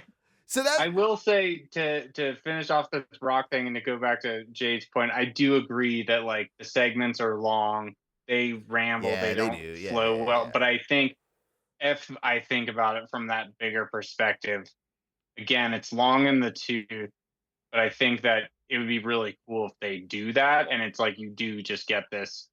Here's like the public facing, I have to appease the shareholders Rock. And then here's the Rock, who's the boss of these people, who's like gonna whip them to fucking get whatever needs to get done and get in the way. And when he says that soul thing, that's, if I think about it within that context, right? That makes me think it is a very like video gamey, like final boss. Like, I want your soul. Like, you will give this company fucking everything, and you will have like, you can have all these riches, like whatever, but I'm going to take your soul because you will always be on the road. You are mine. Like, I will have you do it, you know, like that type of thing. Really like, you're indebted and working for me forever. It's the 2025 millennial update of the corporation because we have both, even in life, talked about that, right? Like the giving ourselves to jobs and that type of whole thing, right? Like, I think that's something that our generation feels like real deep down. So like using that in storyline, I actually think it's kind of genius. Like, if that's not what they're doing, then it sucks. But WWE, you know, but if that's what they're doing, I'll gladly eat my words. Yeah. Now, well, no, don't eat your words because you made some very good points. You did actually, like about the whole thing. Like, there's a lot of good stuff in there, but I just hope that if not, then this is stupid. Agreed. But maybe it turns out his rambling was some sort of like weird charm hypnotized spell or something. I'll write it that way, and I'll be like, okay, that's why he was rambling. That makes sense. Sure. You know, he's a puppet being controlled by Jinder Mahal. Oh, dude. He's the real final boss. I love it. Apparently, he's back on the scene here and there, so that's kind of. So is Elijah. Yeah. But I hate the new names. I hate Elijah. I hate Ricky Saints. I fucking hate the new names. I'm gonna be honest. I don't mind Ricky Saints. I don't mind it. So stupid. It's like, can't get into it. Are you it's from like Ricky Louisiana? Stenicki. It makes me think of Ricky Stenicki. Yeah. Well, dude, that's like if I would be like J, like I don't know, J Rocky Mountains. Like I don't know. It's just like I don't know. What? It is. It's definitely got. It's the first name in a while that has like that WWE cheese stink on it, which they've been done. Ricky Saints. Yeah. Like you gotta do porno with that name. It is. I don't know. It goes a lot of ways, man. It's just. Are you watching The Revolution? Is his new tagline? Yeah. It's like, exactly. Oh God. Come to the revolution. Well, while we're on the top of it, what's Ricky Saints' ceiling in WWE? Obviously, he's debuted in NXT, and he's going to probably be there for a while. What's his ceiling? What can he get to? Because he's not like a spring chicken either. Like he's like almost my age, maybe a couple years younger. 35 or US. Yeah, he's never a world champion, is he? Nah. He can probably do like I mean, I'm sure he'll be NXT champion is what I'm going to say. I think like North American NXT or NXT champion eventually probably be there for a while, and then like US or IC, but I don't see him going any further than that, right? It just all depends, but never say never. Never say never. Man. Never say never. He's also good buddies with Punk and Cody, so you never know with that. Speaking of which, then we do have to transition to, is it tomorrow Elimination Chamber or is it Sunday? It's one of the two, isn't it? Elimination Chamber is this weekend. Tomorrow. One of four networks. Saturday pay-per-view. So that's just, I mean, because it all kind of relates back to the Rock thing and the Cody thing, and and Triple H posted on X today random videos of him walking off the plane and then walking down the hallway. But it said industry changing weekend happening. So get ready for an industry changing weekend, guys. Okay. Oh my God. Who do you guys, we're gonna have to do another podcast on Monday then, I guess, right? Right. Yeah. It's gonna be industry changing. The whole industry will be changed. I don't know if we'll be calling it wrestling anymore. I'll call you from work. I'll call you from work, and I'll be in my closet, just be like, fucking fuck CM Punk, fuck CM Punk, fuck CM Punk. Yeah, a lot of that. They're shooting people outside. Triple H just drug a baby away. Who do you have then? Like, going to face Cody? One would presume winning the Elimination Chamber. Let's start there, I suppose. Like, who wins the Chamber? And is that same person that wins the Chamber, is that tied to the, I mean, it is tied to the Cody match, but is even that going to be the person that ends up facing Cody Rhodes at WrestleMania? And then also, why do I feel like that one little promise that CM Punk had from Paul, like why do I feel like that's gonna come into play somehow? These are all questions that make me love watching professional wrestling. Yeah.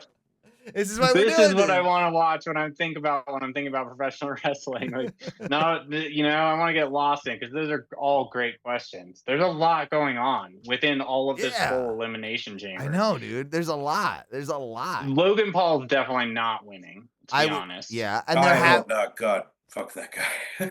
Yeah. I don't think they're. I think that maybe once upon a time they were trying their luck, and that like his trajectory might have got him there by this point, but I think WWE Endeavor is smart enough to not, like, we're going to use him and we're going to put him fairly high, but we're never going to do like the top dog thing with him. Like, I think they've got to that point with it.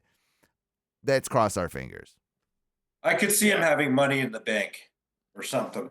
I see that. Yeah, I see that. He can have that type of stuff, but he'll never hold the actual title. I hope not. Yeah. But I such think, a huge field, I don't know. right? I will say, I don't know, with the Cody thing, there's so much going on around that. Like, does The Rock have something to do with it? Does, like, what happens at the Chamber? Does like Cena get it? Does The Rock screw over CM Punk from his WrestleMania moment again? Because if I was right now the guy in charge, if I was Triple H or if I was The Rock, like, booking this thing, I think the biggest money match you have is CM Punk versus Cody Rhodes. And I think you can make an argument for John Cena, of course, but I don't think that John Cena needs that. I think John Cena and Logan Paul's the way to go with that one. But a Punk wins or gets screwed by Rock thing, and Rock takes it, would be something, just, again, to play back in what we were talking about earlier with The Rock. The fact that Rock has now screwed CM Punk over twice in his career from the WrestleMania moment. It's got history. It's got everything built in it. And it's also like people are being denied the Punk Cody match, which people want to see. So I think that that's kind of where I'm going with it. Where I'm what thinking, if everyone just wrestles The Rock at WrestleMania? Yeah, everyone versus The Rock. Everyone. Yeah. But it would also set up, if they wanted to do it later down the road and like SummerSlam or something, right? You could do The Rock versus Punk, and you can do things with that as well, which are also, I mean, Rock versus Punk. That's a big match, right? Like that's a money making match. And then It's it. You know what that match is? The match is punk rock. Thank you, Michael Cole. Thank you, Yeah. Michael. Oh, That would be an old school Vince like piping into Michael Cole's ear, like a thing like tell him it's punk rock. They Tell will him it's if punk they rock. do that Good match. shit. They will make Yeah, a that's shirt good shit. like That's that, good though. shit. Yeah. Yeah. Absolutely. But then again, like you can make again. I guess you can't make an argument for Logan Paul. He would be the lowest on the list. But who else do we have in that chamber? Right? We've got Drew. We've got Seth. We got Punk. We got. I mean, only Cena or Punk could be really, John really Cena. the Cena only or two. Punk. So it's You Cena know, or and- Punk.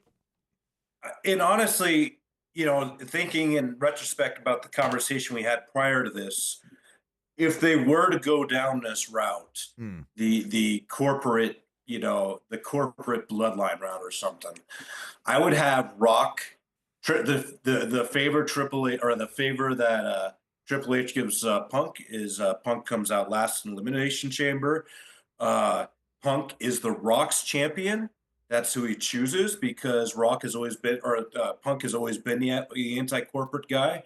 But now that's the swerve as he becomes the corporate guy. I wouldn't mind that. That's a good way to turn him heel too. And I think we need a Punk heel turn at some point. Cody or Punk needs to turn, and I think the better. And Punk is better, yeah, for sure. Yep. Well, and that's the thing between Cena, Punk, and Cody. It's like all baby faces. Correct. Pretty much. They have an embarrassment of riches. They like WWE hasn't had this many faces in 30 fucking years, let alone at the top of the main event scene. Like so, it's definitely interesting. Oh, and yeah, Damian Priest definitely isn't winning. I know I was forgetting someone. Yeah, he's. I mean, that would be weird. That would be very strange. The industry will be changed. Industry changing. Yeah, weekend, man. Yeah, Triple H warned you. But all that being said, Cena versus Cody would be iconic as hell, and it would do the job, right? Like, maybe it's The Rock costs Punk to help Cena, so Cena's the corporate champion. Yeah. Well, while we're giving notes on wrestlers' performances, i.e. The Rock, which again, Jay, I agree with. I will say one of my critiques of John Cena. Oh my God, I know what you're gonna say. Leaning too hard into it all the time. What was that last match so he had? What was it? It was the Rumble. Was it him in the Rumble? It was embarrassing. Yeah, dude, it was embarrassing. Last time I saw him, it's like he's like hanging on and like it's just like so childlike and animated. It's 100%. not believable, and it takes out of like that moment with the four of them in the Rumble should have been a little more fucking like. Imagine if they all had fucking killer eyes like the three of them did, but he's like, oh my God, it's fucking happening. Oh my God, He's all reacts. Yeah, like, dude, why don't you get a stone cold killer face on and fucking look at them too? Because this is a moment and this hype is happening and you're kind of ruining it. Is that a sign of the times with just the way? Was he always like that? I know he always. I don't think he was. I don't think he was like that dramatic with it. It's so dramatic, man. Yeah, it's so Hogan did that shit too all the time. It's because their bodies. It's because their bodies are failing, and they know they're not quite as good as actually doing the moves anymore. So they're trying to, I think overcompensate with the other parts of the storytelling, and it just comes off as cheesy as shit. It's early onset dementia. They really don't know what the crowd is, and they're like, "What is that noise?" I'm legitimately scared. I don't know if you guys noticed this. I kept looking at John Cena's shoes. I was like, "Are those bowling shoes?" I was like, I didn't notice his shoes. What is he wearing? I was like, it looked like he was wearing little like dress shoes or like fucking bowling shoes. They were weird looking. I don't know. Wearing his tiny they're probably some dancing sort of shoes. orthotics, to be honest. God. And I don't know. I feel like he's just overdoing it the same way the Rock is long in the tooth. Do you think they strap him up one more time though? I think so. Yeah. I think you can't let it. especially with all the things that have come out about Ric Flair, you need It would someone with a make little cleaner sense. slate to also be up there. It would make sense. And you really should too. Like, yeah. I'd be fine with it. I just don't think I'm just not convinced that that's Cody's belt. If they do it, I think he could defeat a. I mean, it all depends on where they go with Beat Gunther and Jey Uso and everything. But you Punk could beat Cody, and then Cena beat Punk. That would work. That would totally work. I was like, if they, because I don't think they'll do this. I think Jey Uso has to win it, right? Like at this point, Got to. Yeah, he's got to. Like so you would This never, is his moment. you would never do Cena Jey Uso. That doesn't make any sense. But if Gunther did retain, Cena versus Gunther actually would be kind of awesome. Like I could see that, and that I can actually see working within the context of him getting that belt. But like we just said, I don't see that happening because at this point, Jey Uso, they gotta. Like how many times can we get here with Jey Uso? This is the moment. He's gotta fucking perform like in the ring. He's got the hype. He's got the entrance. He's got it all. He's got to change everyone's mind, especially since that last performance last year with him and his brother. And I think that, I mean, he says he's going to. I really hope he does, because there is so much, like, I want him to be like, I fucking like took the moment and fucking did it. Like that's like a moment in professional wrestling where you feel it. Like this dude has been putting in the work. Yeah, he fucked up a bunch. He learned, and this was his last fucking. This is the hurrah, like of working, like, and he actually did it. Right, like that's a good feeling to see someone do that. Like, I mean, I'll be down. I mean, and with the entrance and everything, like it's gonna be a big moment. I think it's on. He's got it. Like no matter how the match is booked, he has to show up and wrestle his fucking ass off. They should give it to him, but either way, this is the make or break for him. I think because the entrance doesn't just hold on forever. No, I'll say without some sort of good matches to back it up. Nor does Yeet. On. Yeah. About that, Yeet. Yeet has a half-life of maybe a couple more weeks. Like we're we're pushing it. No, I'm with you. I'm with you. But I'll also say this that leads me towards that same decision is that if there's anybody in this goddamn industry that can basically absorb a loss with no problem, it's Gunther. Like he will 100%. Not be damaged in the slightest by this, and he will still remain like a dominant guy at the top of the card. That like he's already done. But he's already done the job. He's already done the work that he needs to do. Now we can go back to being like sarcastic dickhead Gunther for a little bit and have a good like couple upper mid card feuds and shit, and like. You know, like he doesn't necessarily need the belt. He's done the work. He did it with the IC before he got this one. You should join Judgment Day. Oh, that'd be. I mean, who's your favorite member of Judgment Day, Matthew?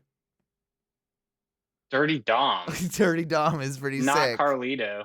I was gonna say I think Carlito's kind of funny. He's the modern. He is the modern. But I actually like Dirty Dom. So like Carlito, I don't really give much credit to. But like he does some like there. He is the why are you there? But does the occasional funny little thing. He has got good brother syndrome. He has realized how to make the most. R-Truth. And less funny, honestly. But yeah, very true. It's a very watered down. But he's figured out. He must have been sitting with the Good Brothers in catering, and they explained to him, "This is how you make all the money without doing any work." Like they learned it, and that's why he carries that apple. That apple actually was from that lunch with the Good Brothers. Yeah, and like they learned it from Kevin Nash, and they just passed it down. They passed it down to Carlito, and this is how you make a WWE living without doing anything. And I am so happy for those guys. They milked they had 3 matches or something in 4 years or so, like on TV. Is it safe to say that Death Riders are the Judgment Day of AEW? And no, because they're not anywhere near as funny or cool. Like they're like, at least when the Judgment Day comes on, there's like an element of humor or something. Like you're right. They're way more interesting. You know what killed them initially for me was a couple weeks after they had done the whole turn and beat up Daniel Bryan. They were doing this whole segment where they ran off and they ran away and I back just and got picked in the by the back of a sorry, truck sorry. and drove off. And as the truck pulls off, they all have to like steady themselves, and they all look so fucking uncool when Yeah, that happened. yes, I remember And then that. Yeah. that was like that laid the foundation for their entire angle. Like it's never been the same after that. I just pictured when you were talking, you started that. I was like, when did the Judgment Day beat up for Daniel Bryan? And it gave Oh, me a no. big smile because then I pictured Dirty Dom with the plastic bag over Daniel's head. And Wheeler Yuta going, nah. Wheeler Yuta would be a good member of the Judgment Day. I think they need to adopt Wheeler Yuta. Yeah, That's there you where go. he needs to go. That's fucking hilarious. It is interesting though now that we're seeing kind of like obviously guys that our contracts are running out and people are like hopping back to different like Yep. it sounds like Daniel Bryan is still under contract with AEW, but man, I would love to see him one day back at a WWE ring. I can't lie. Like I kind of do want him to finish his career there. Like it just, I don't know. It would make sense to me. But how do you feel about like the latest guys? We obviously talked about Ricky Starks, but the other, I guess, big two would be Miro and Aleister Black that got like their contracts recently expired. It sounds like Malachi Alistair is almost a lock, right? Like, and what the hell do they do with him? Like, I don't know. Like, I know he's Trips. As long as they bring boy. back the squeaky thing where he rises him up and it makes Yeah. the squeaky sound. Make him try it, like annoy him, put him with Judgment Day, and like have Dom like My annoy God. him, have him, and like Dom has to like he's annoying him the whole time, like he's like Yeah. this little annoying like, oh yeah, you're down with our cool shit. Like you're goth and stuff. Like let's be buddies. And like he's constantly like, oh, that's not goth enough to like, You're goth like, and stuff. yeah. That's the way I would make if I'm bringing Aleister Black in back to WWE. I would make him a comedy character. Basically, he's the straight man that has no personality, all super goth and lame. And then Dom's like just annoys him the whole time. And I like that because let's just be frank. He hasn't gotten over fucking anywhere. And everything that he's ever done with his serious Black House of Black stuff, like it was cool for like a minute, and then like it just really ran its course. Like the entrance, okay, and then like he just never he's never done anything of like, I don't know, like has he ever cut like a promo that really got you to the core? Or like, no, he hasn't. He's just talked nonsense. He's just kind of like blabbed on about some fucking dark, like, I don't know, magic shit. And then fucking he used to teleport and whatnot. I just, you've got to have a completely different approach to sell him. And how do you do it if they bring him back to the WWE? Because like, I think this is the thing that we've seen with a lot of wrestlers go from WWE. Everyone's so excited to see them in AEW, and then they come back again, and it's like and then they just like fizzle out. Like, okay, everyone was so like, yeah, Andrade's like fuck AEW, he's back in WWE. It's like, how big of a fucking Andrade fan actually are you? Like, you're just it is this like fucking culture war. I don't think there's any actual Andrade fans. Let's be real. But no, like, I don't think so either. But I think with people like this other stuff, like when you see this, and I think Alistair, Malachi, whatever you want to call him, is a great example. Yep. He's good. He has this thing, but it just doesn't ever really it has never evolved. It hasn't got, so you know what you're getting, and it's not bad what you get, but there's nothing else you can do with it. And I don't think that, and I think that's on creative, but I also think it's on the wrestler. And I think we've seen that, and I will say, I think Miro, Rusev, same fucking thing. I think you have these hosts, but I think at some point everyone can blame creative, but I think people like that at certain levels have say in what they're doing also. And I think you need to even though they might be good, you might just be fucking putting them on this pedestal because you really liked them coming up, but they might have plateaued and they are just this. To me, it And reminds me. no matter where they go, they're just going to be that character. It reminds me of some in the real world when someone lies on their job application or on their resume and they say that they're good at this or this at that or whatever, right? And you look at it and like, man, this guy on paper, he's the guy that we need to hire. And then they get there. You check and they not goth. yeah. That's pretty good. But then you realize very quickly, like it takes a little while, but then you realize, like in this case, like you had on your resume massive charisma over with fans, and then you realize very quickly, oh man, your charisma is not massive. You know what I mean? Like you're. You know, like with the fans, like it just seems to be like, I'm not saying that that's what happened. I'm just saying that that's like an analogy. And it feels to me Andrade is one of those guys that's like, oh, on paper, you look at him. And I think Alistair the same or Malachi. And even Miro Rusev. Rusev, he's on like always paper, like repenting. On paper, they look like they are the perfect guy, and we can do something with this. We can whatever, right? And then when it comes down to it, I just feel like I think it really is the lack of maybe a fan connection, which comes back down to the charisma. There's an element missing of what makes the guy and what doesn't make the guy. It's the it factor. We've talked about it a million times. And those are three guys in particular right now that on paper look like they have it but don't. So those three guys. Go ahead. No. Oh, it's just really interesting you bring those three guys in particular up because especially Rusev and Malachi have been in the news lately because I don't know if either of you guys read any of the Nick Nemeth lawsuit against AEW. I've seen bits and pieces of that, yes.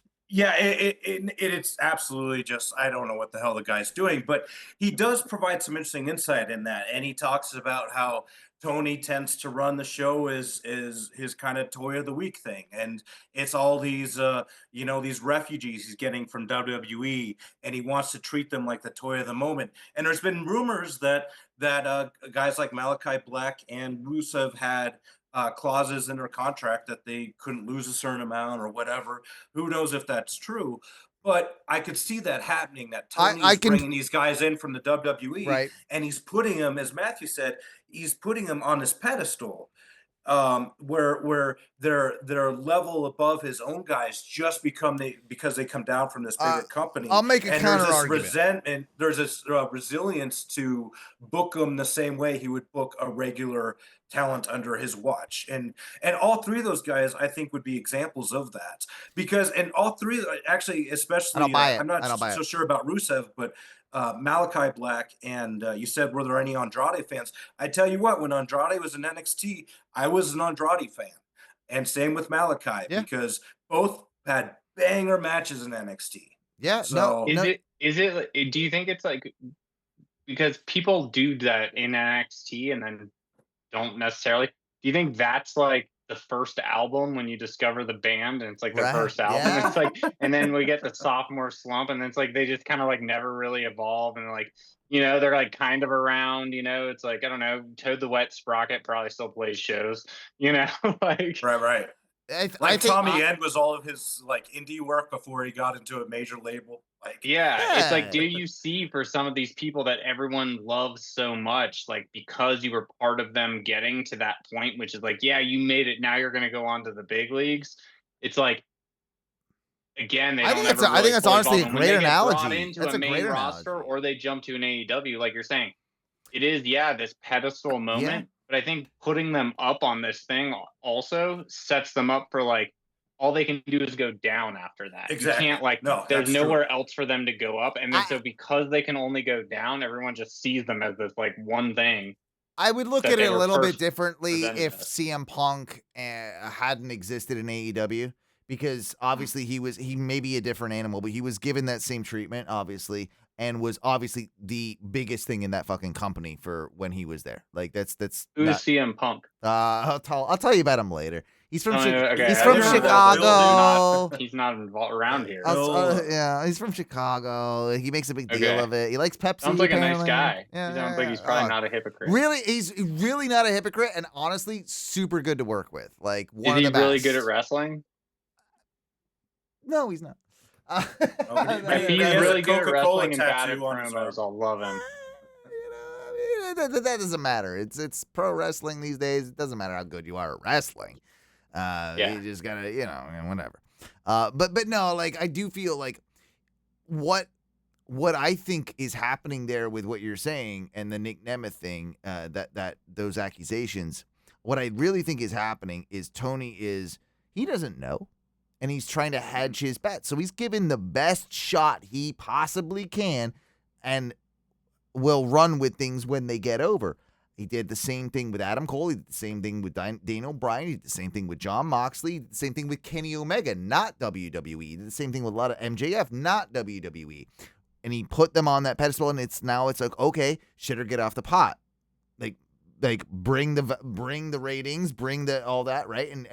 And you've seen that when they're hot, they're hot. Like you did have Adam Cole get very over. You did have, all these people. So you can make that argument that, yeah, it's flavor of the week type thing, but it's because, hey, I got to run a business here. And whatever is like there are plenty outside that he has developed outside of the WWE system that that have come across that he's done the same thing with. And he's also done the same thing with those people in the negative side, right? Like, well, I was going to try and promote this guy and make him a big deal. I mean, hell, Powerhouse Hobbs or like Lance Archer, people that he gave a lot of TV time to that really haven't gotten anywhere. And guess what?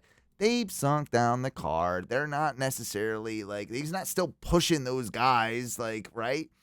He does the same thing on both sides. I don't think that's because it's an ex-WWE guy, he's going to push them harder. I think he's just trying to see, like, give him a big shot. And then if it works, it works. And then see what happens.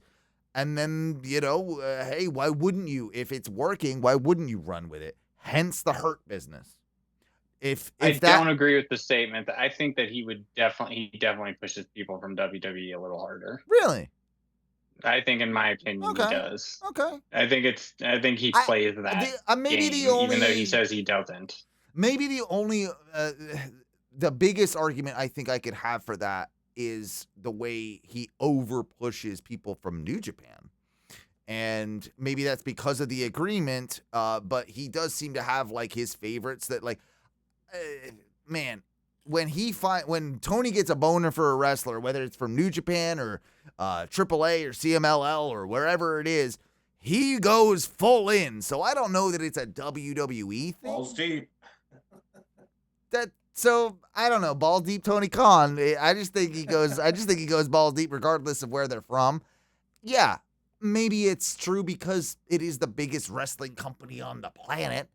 Like, there's more exposure and business-wise and metrics-wise and statistics would lead you to believe that, yes, it would make more sense to promote Cope than Hangman Adam Page, for instance, right? Mm-hmm. It might make more business sense. But I don't necessarily see him doing that in every case. I think that's kind of... I think it's a little over dramatic or a little overplayed, like, or I don't know, to think that way with Tony Khan's booking.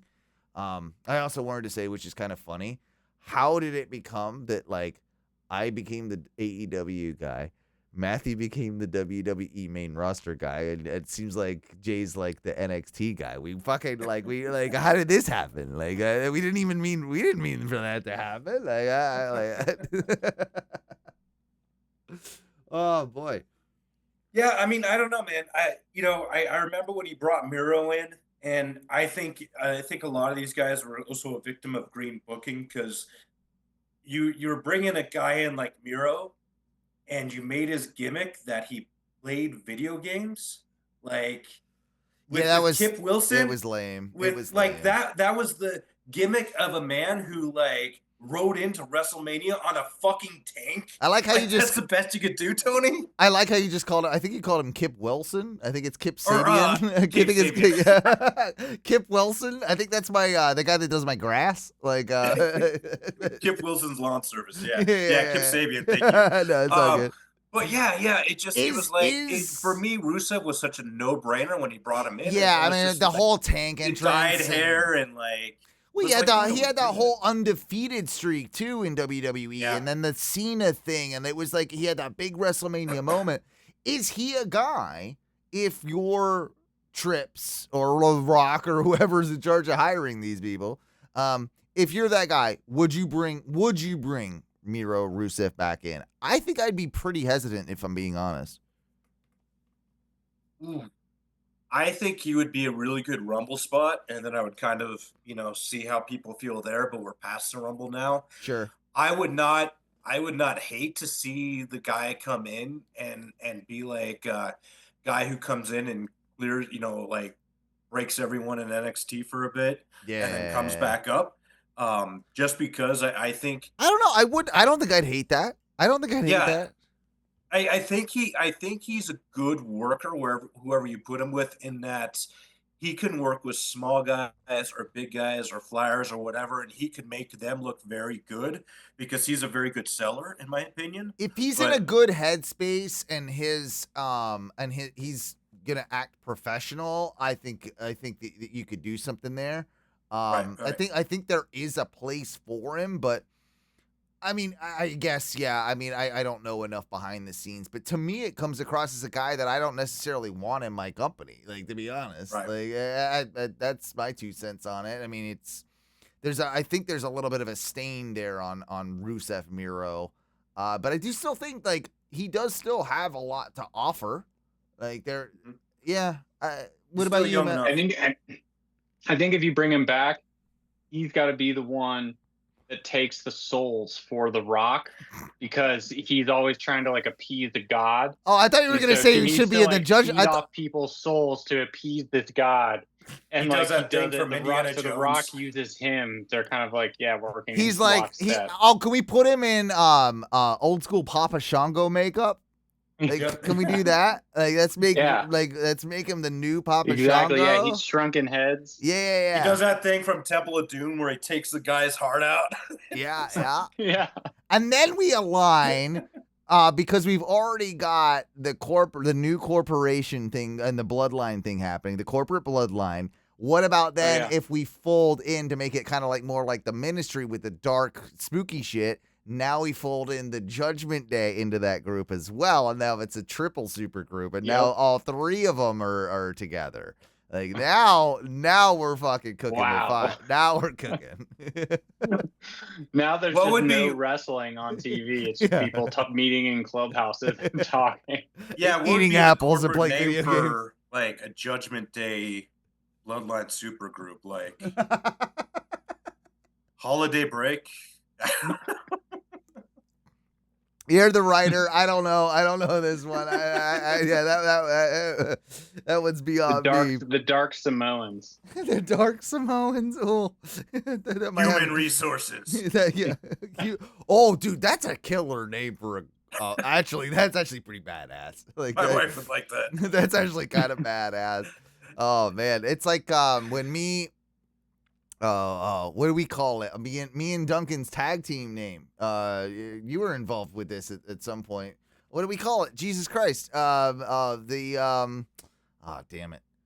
You called it the something. It was like the policy, the wellness. Yeah, the wellness. Yeah, we were gonna call our tag team the Wellness Policy. That was the name of our tag team group. We were the Wellness Policy, and I was gonna show. I would be all drunk to the ring. He'd be all high, and we'd be like, "We're the Wellness Policy." You know, like like maybe like Rob Van Dam and the Sandman put them together. They should be called the Wellness Policy. Man, I dig it. I don't know if I've got a ton more I need to vent about, but Matthew, and by the way, if you do, we want to talk about anything else, please do. But Matthew, you do have a game for us as well, right? Oh, I do. Do we have a any? little Do we have anything else stocking- that we need to throw out there before we yeah, start actually, the game? I think I'm good. I think we got through a bunch, but Jay, do you have anything?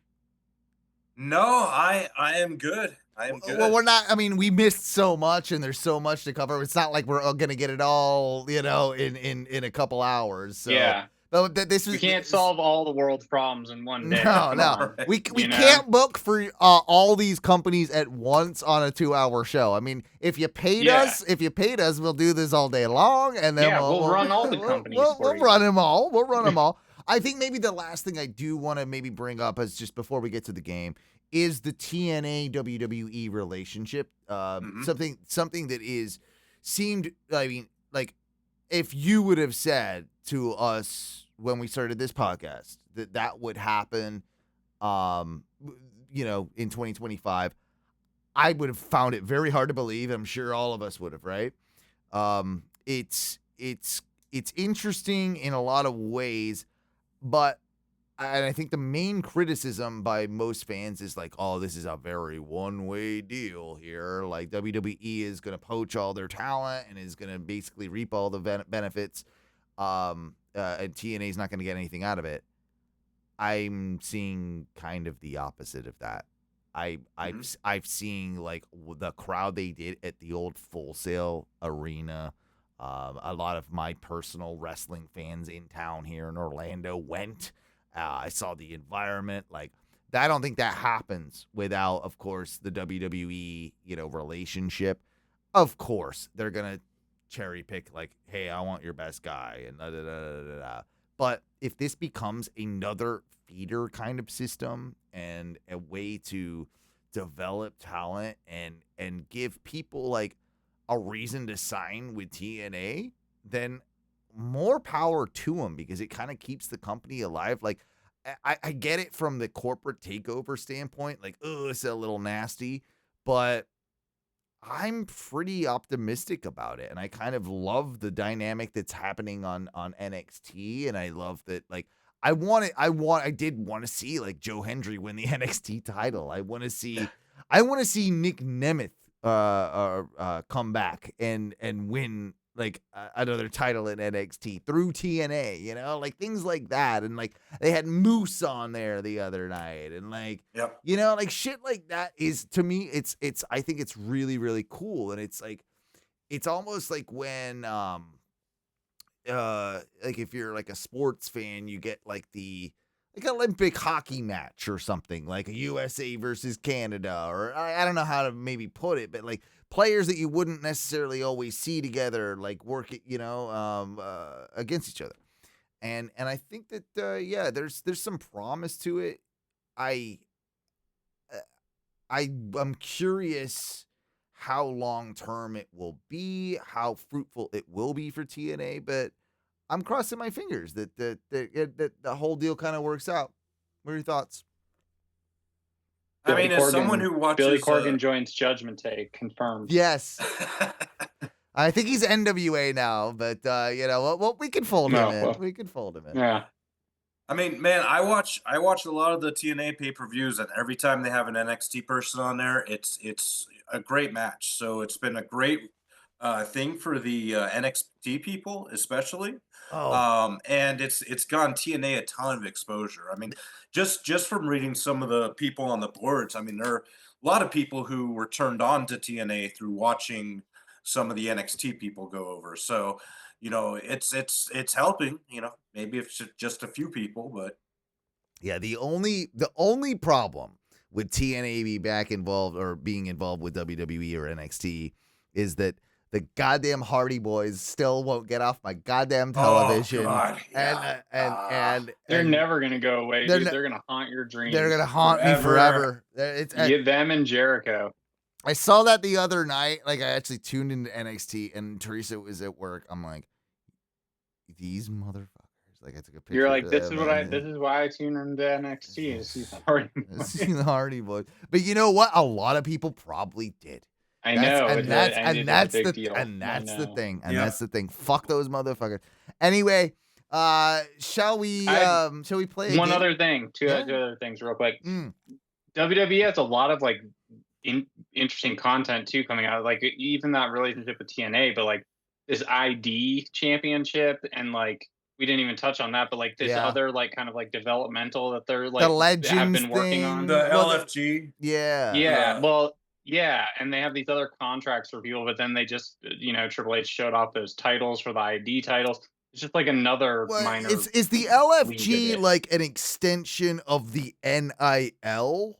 Because that was the big deal for a little while, like the NIL thing. I think LFG is the show, and NIL is like is the official name of what they are. The ID championships, I think. Okay, that makes sense. I don't know. And they're signed to a certain contract, but if they're free to, I believe, if they get a contract somewhere, like WWE has first dibs, but they get to but they could still go work. I think. Because it's still so green and developmental. I mean, it sounds good on paper, and when we talk about it like that, and when WWE talks about it, but I'm sure it's a little more malicious, or it's a more like lock things down. Yeah, like, let's lock all these people down. It's kind of what it's wider.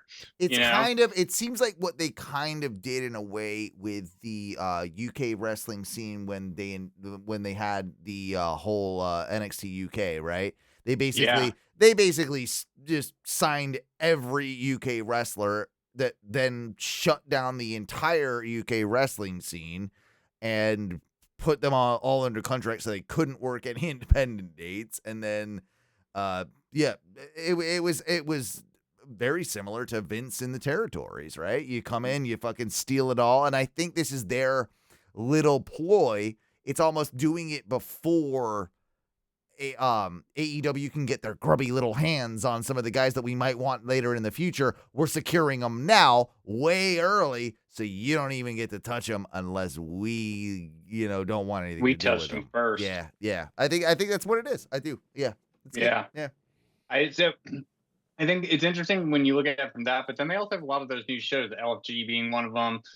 They have like, there was some other thing on like A&E or something, but like then Stephanie McMahon's getting a podcast. That's going to be a must listen. Oh, really? I didn't see that. I didn't know about that.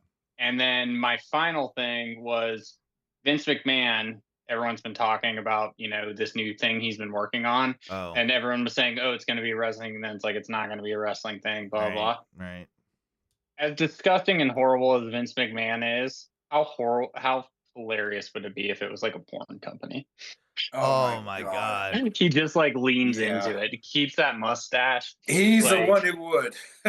Yeah. And because he's famous for his inserting himself into his own products in the past. I feel like that would be one of the first things that happens. The only way I could see him doing it is if he does something over with the Saudis. He's like, I'm launching this Saudi-based wrestling company, because they're the only ones who would take him at this point, You're probably right.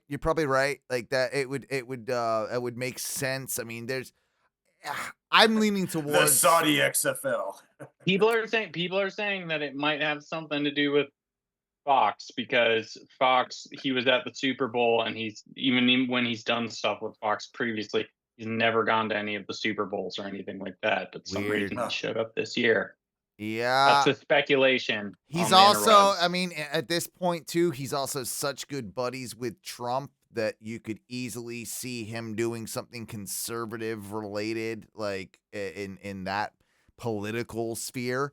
The political corporate bloodline.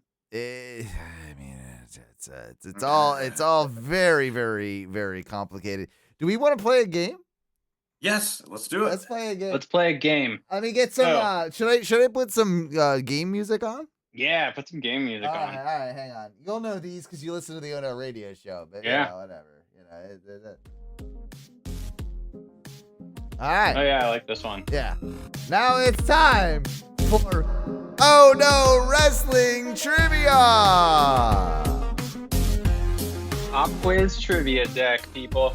So this was a gift from my mom as like a little stocking stuffer over Christmas. She sent me a stocking. All and right, this we was like gotta a little see how gift. well we do. The WWE branded pop quiz trivia deck. So basically, if you're at trivia night at a pub, But so each card has, it looks like 1, 2, 3. Like it looks like they have about like 5, maybe some of them have 6.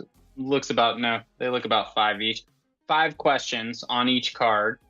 So I don't know how we want to do this, but I want to quiz you guys. Well, So you're I don't know if we the wanna do, like, quiz a buzzer master. type thing. You're the Or quiz if we wanna- master, so I think you should dictate to us how you want us to do it. If you want me to mute my headphones so I can't hear, I can do that.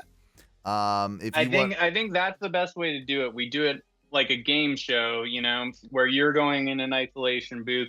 Okay. I'm gonna ask Jay the 5 questions. All right. See and how then I'm gonna well he write down does. which ones he gets, which ones he doesn't. And then he's gonna go in the isolation booth, and then we're gonna see how how well you guys I did do side by side. Okay. So Yeah, what? Because I don't know how to mute my microphone, so that's perfect. It'll be the same 5 questions. Okay. All right. So I guess you don't really. Yeah. You don't need to mute your microphone. Or you mute my headset. Yeah. You'd have That's to. what I meant. You'd have to. Yeah. I guess you'd have to like. Just take off my headset. Take off your headphones, I guess would be the way to do it, right? And then Just leave the room and feel Yeah, for don't- like when don't- you think we're done. Don't cheat, man. Don't cheat. Yeah. You know, like. All right, so no cheating. So, who wants to go first? Well, I think to make it easy, I'll mute my I'll turn down Headset. mine. Yeah, I'll turn down mine. And then how about you just give me a thumbs up on the camera whenever you're done. Okay. And then you ask Jay So- the questions first. And then All right. and then give me a thumbs up. I'll look at you and then we'll figure it out from there. All right, since Jay, you go first, I'm gonna start kind of just releasing the cards like this. You tell me when to stop, and that will be the card. Stop. You said You stop. stopped way too late, man. Sorry. Okay. No, you're good. We'll go back a little. You're good. All right. All All right. right. So it looks like Owen's off. All right. So, question 1, Jay. Which WWE superstar is the only man to win the King of the Ring, the Royal Rumble, the WWE Championship, and the Universal Championship?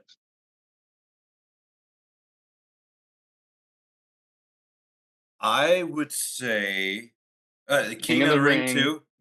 King of the Ring, Royal Rumble, WWE Championship, and Universal Championship.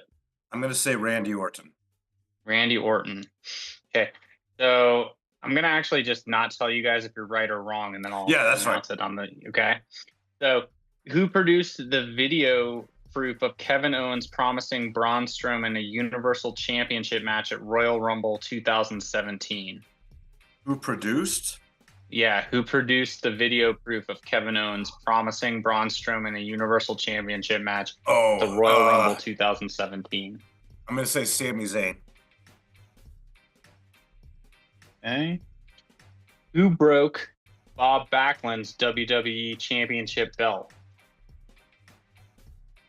I'm going to say for that, oh gosh, I'm going to say Andre the Giant.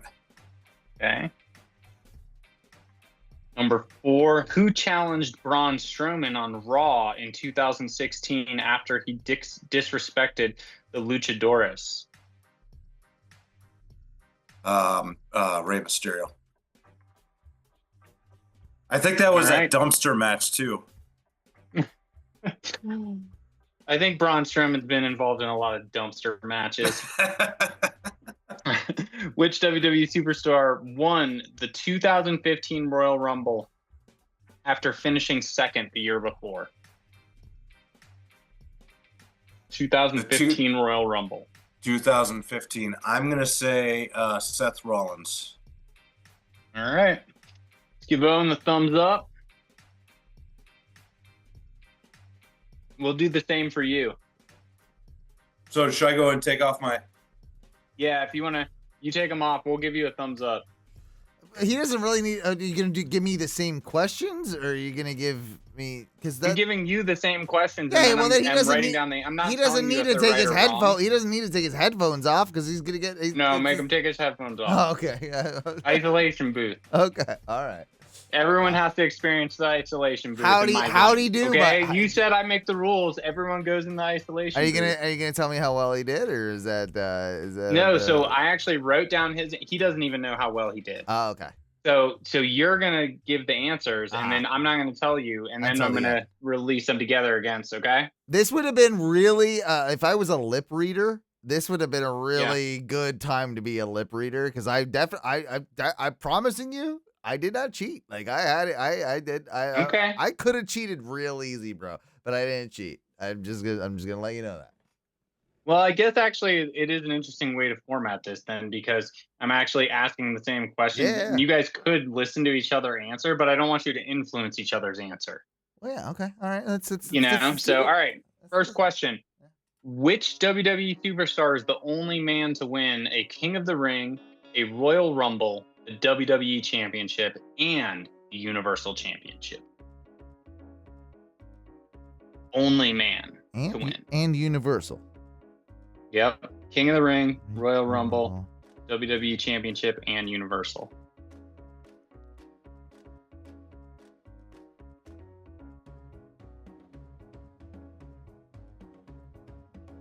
The King of the Ring thing's fucking me. Okay.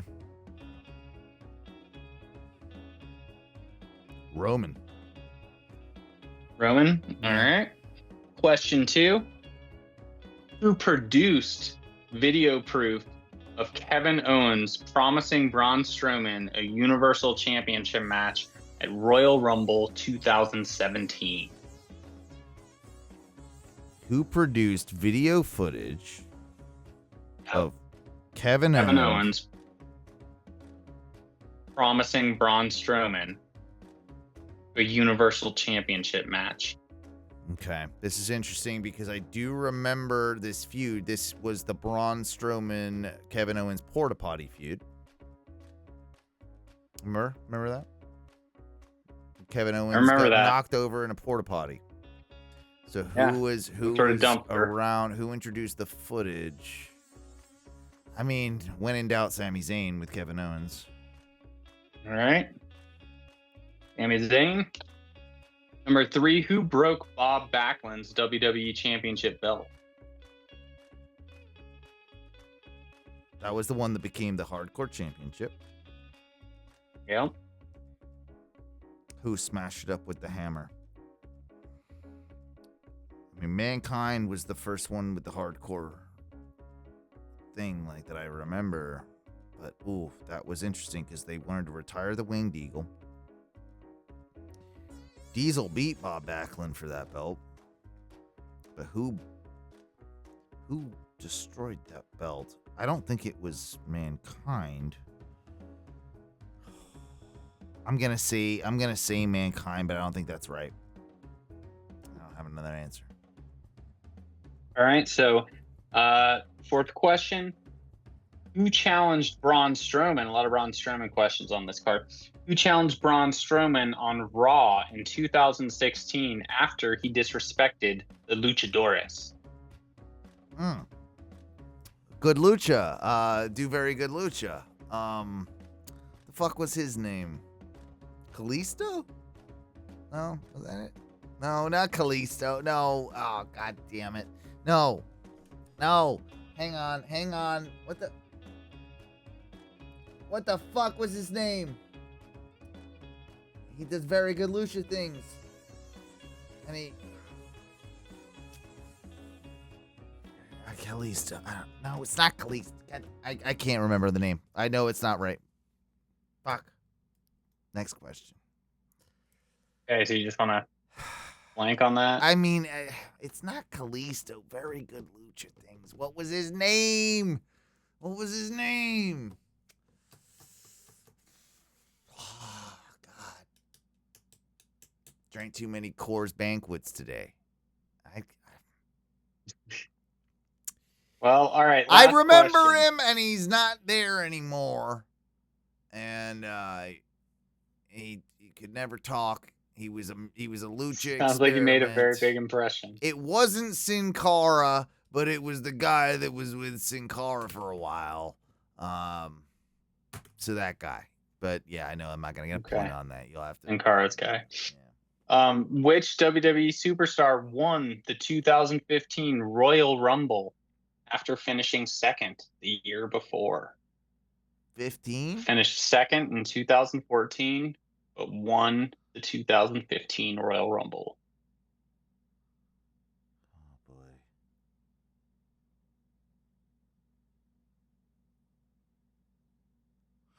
boy. Oh. Wasn't like Triple H or something, was it? Seth, Triple H, 2015. 2015. Just right as I'm getting back into things, too. Right as I'm getting back into it. Oh.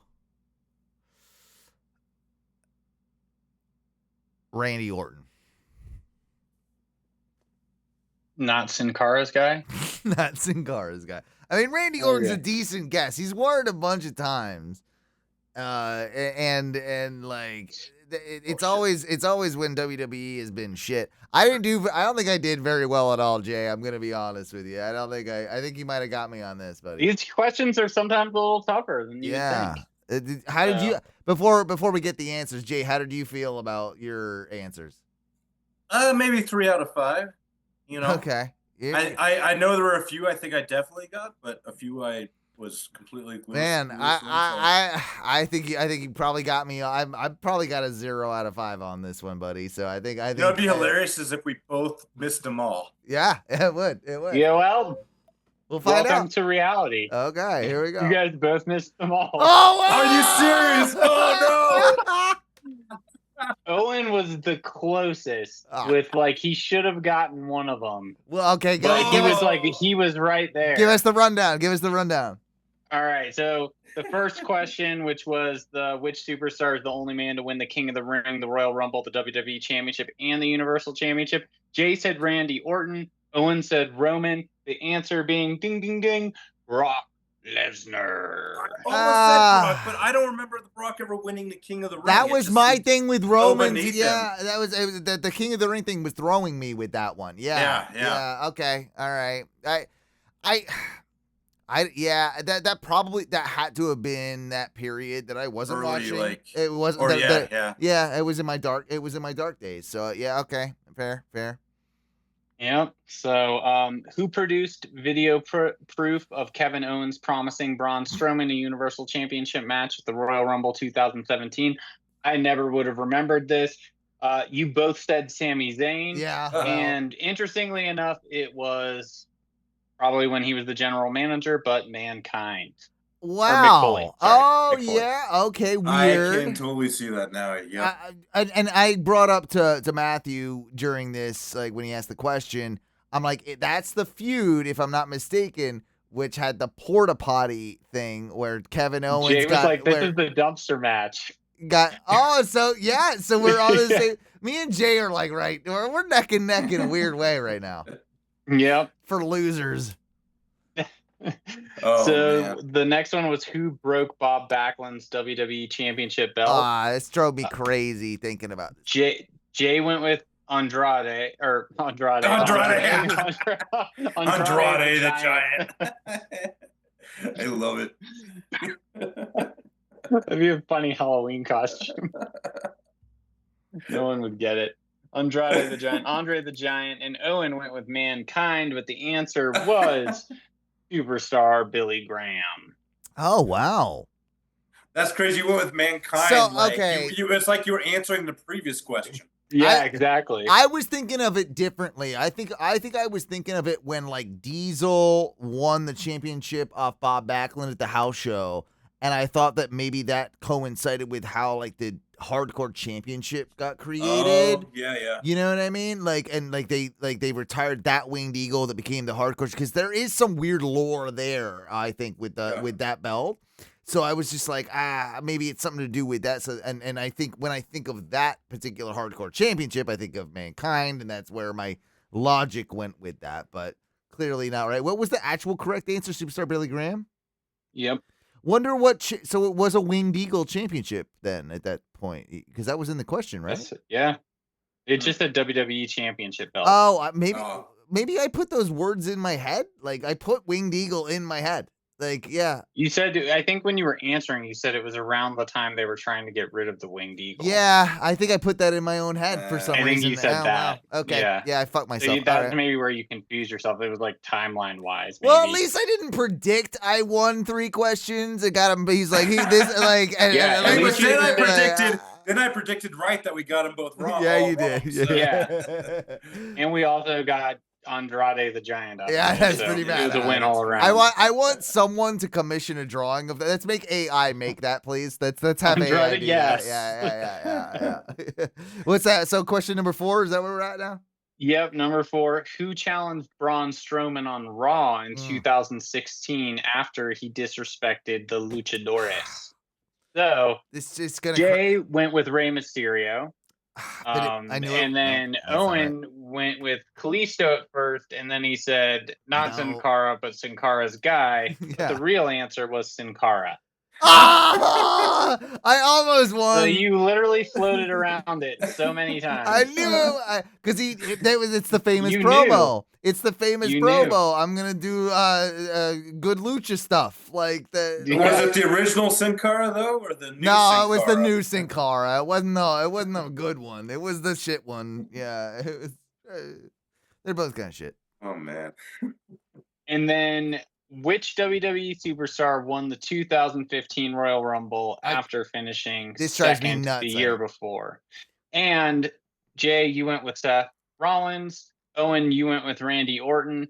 Isn't it crazy that 10 years later he is on top, Mr. Roman Reigns? Wow, he was my second I pick. almost went with Roman. Yeah, I did. man. I really did too. It was between him and Randy in the end because both of them have won of like a weird amount like of rumbles. Like Randy's won 3 and Roman's won 3, right? Or is Roman? It's something like that. I think that might be true. It's close if not. I think so. Am I wrong?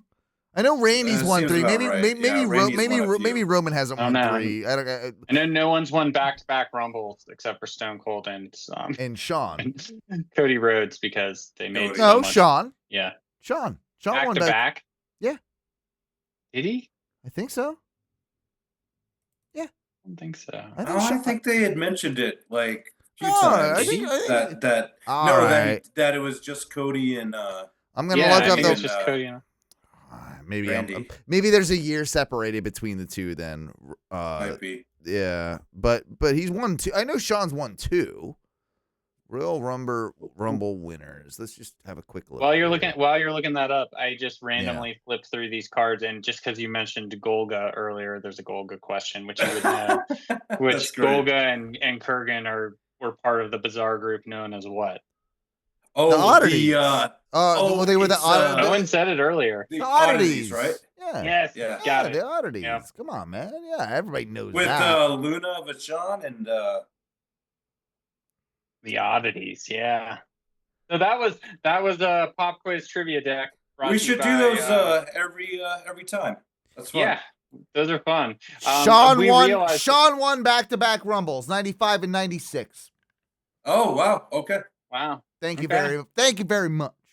I feel like they glossed over him when they mentioned They that. definitely did. Because I was saying that because they made such a big deal out of it when Cody Yeah, did it. that was why it was such a big deal because it goes Sean, Stone Cold. They definitely were not talking about Shawn Michaels. Yeah, during I that. swear they just said They Stone were Cold. just talking That about was Stone probably an Cold. error on their or maybe Sean's getting some. And then some and then I guess now and then they Cody, right? And then Yeah. So those are the 3. Those are the 3 that have won back to back. But I think Roman. I gotta look this up now too. Who has won the most Royal Rumbles? I think it's a tie between Randy and Roman. Right? that would seem. Who has won the most We should I make don't our own feel- trivia deck. Royal Yeah, I think- Rumbles? Yeah, dude. Who's won the most Royal Rumble?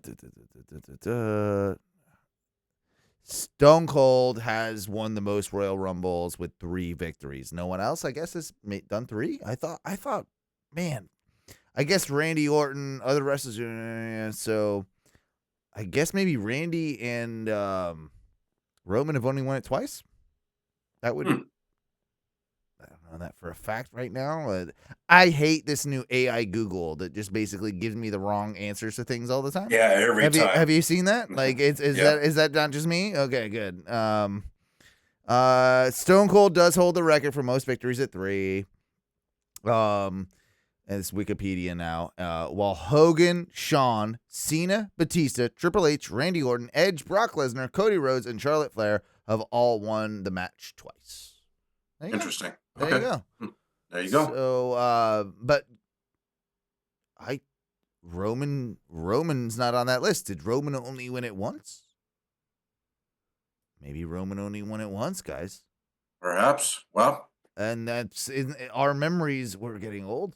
Did Roman ever win it? Are we crazy? Yeah, no. Roman, no, he did win. No, No, he we did. just. I mean, in 2015, we just. Yeah, that was the answer to the okay, question. yeah, right, yeah. So 2015 he won it, but that's the only time he's won it. Well, how about that?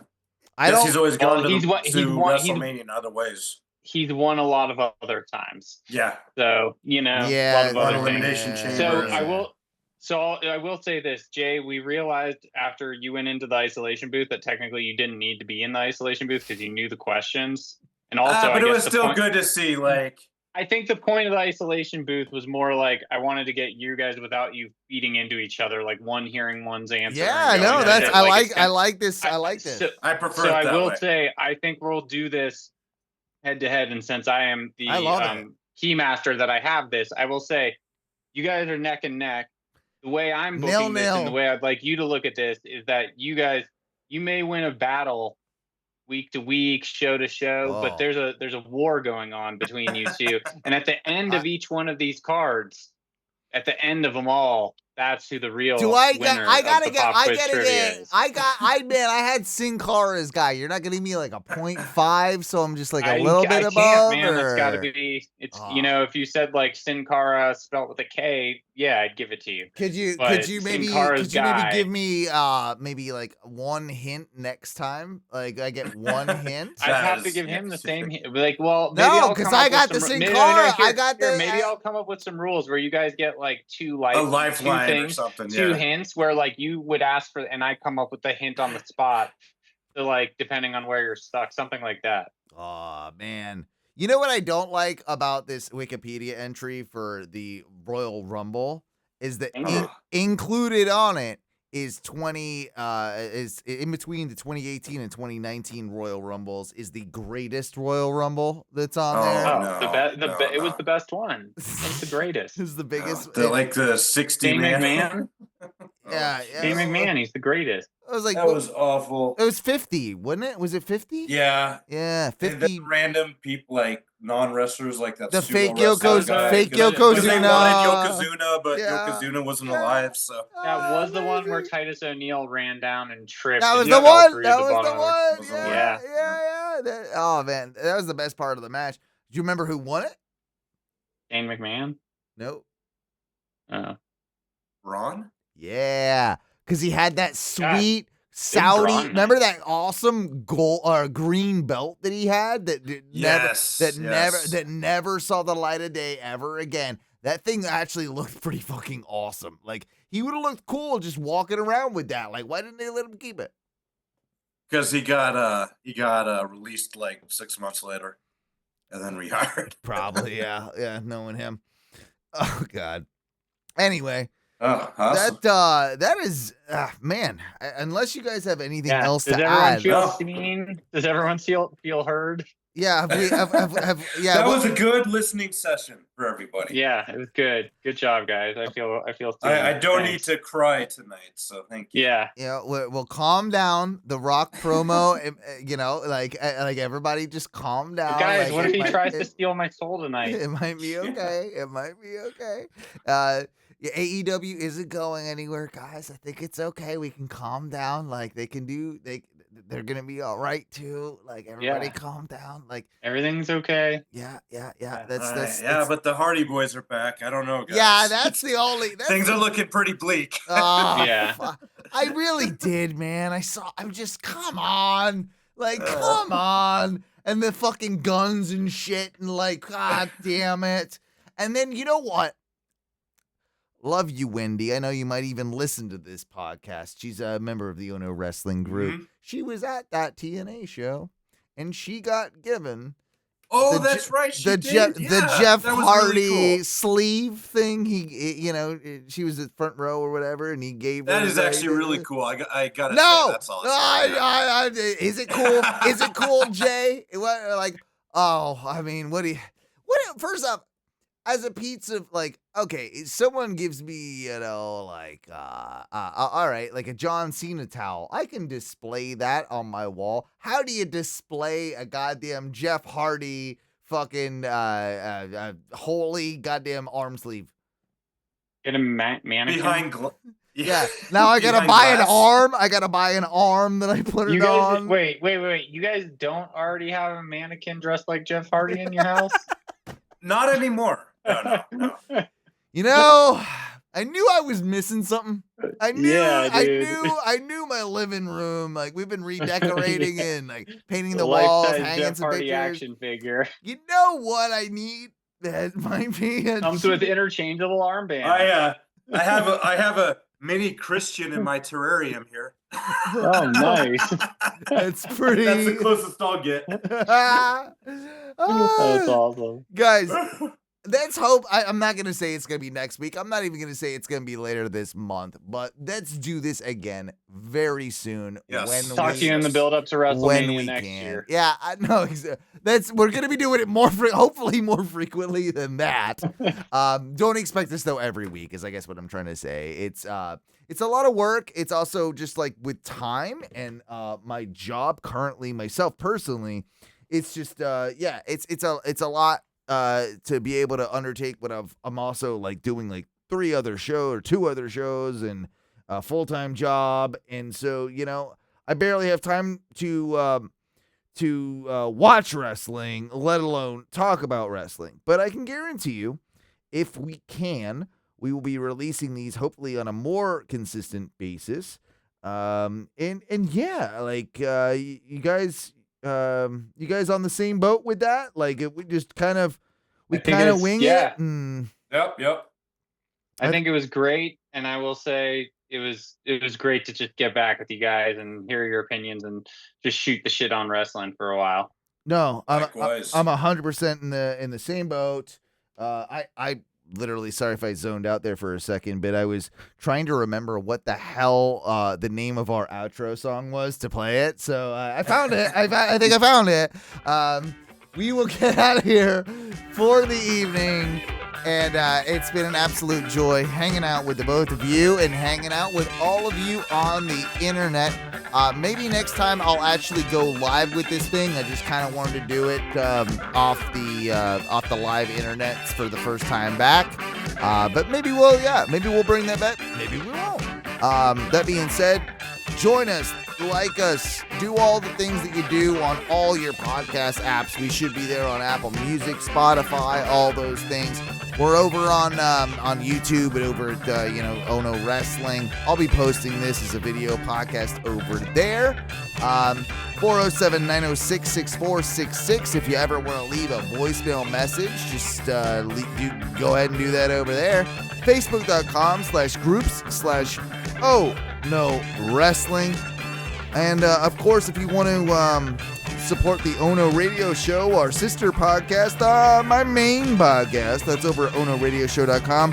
And all of it gets helped if you support the Patreon, patreon.com/ONRS. Whew, God, that was a lot of things. Can we figure out something else than the Sting Woo or the Woo when we get out of here? What are we gonna do now? Can we just LA Night it? Can we LA Night it? I think that's what we do for tonight. Ladies and gentlemen, love the Ono Radio Show, like the Ono Radio Show, do all the things you do, because you know what we like to say is a little bit of, yeah!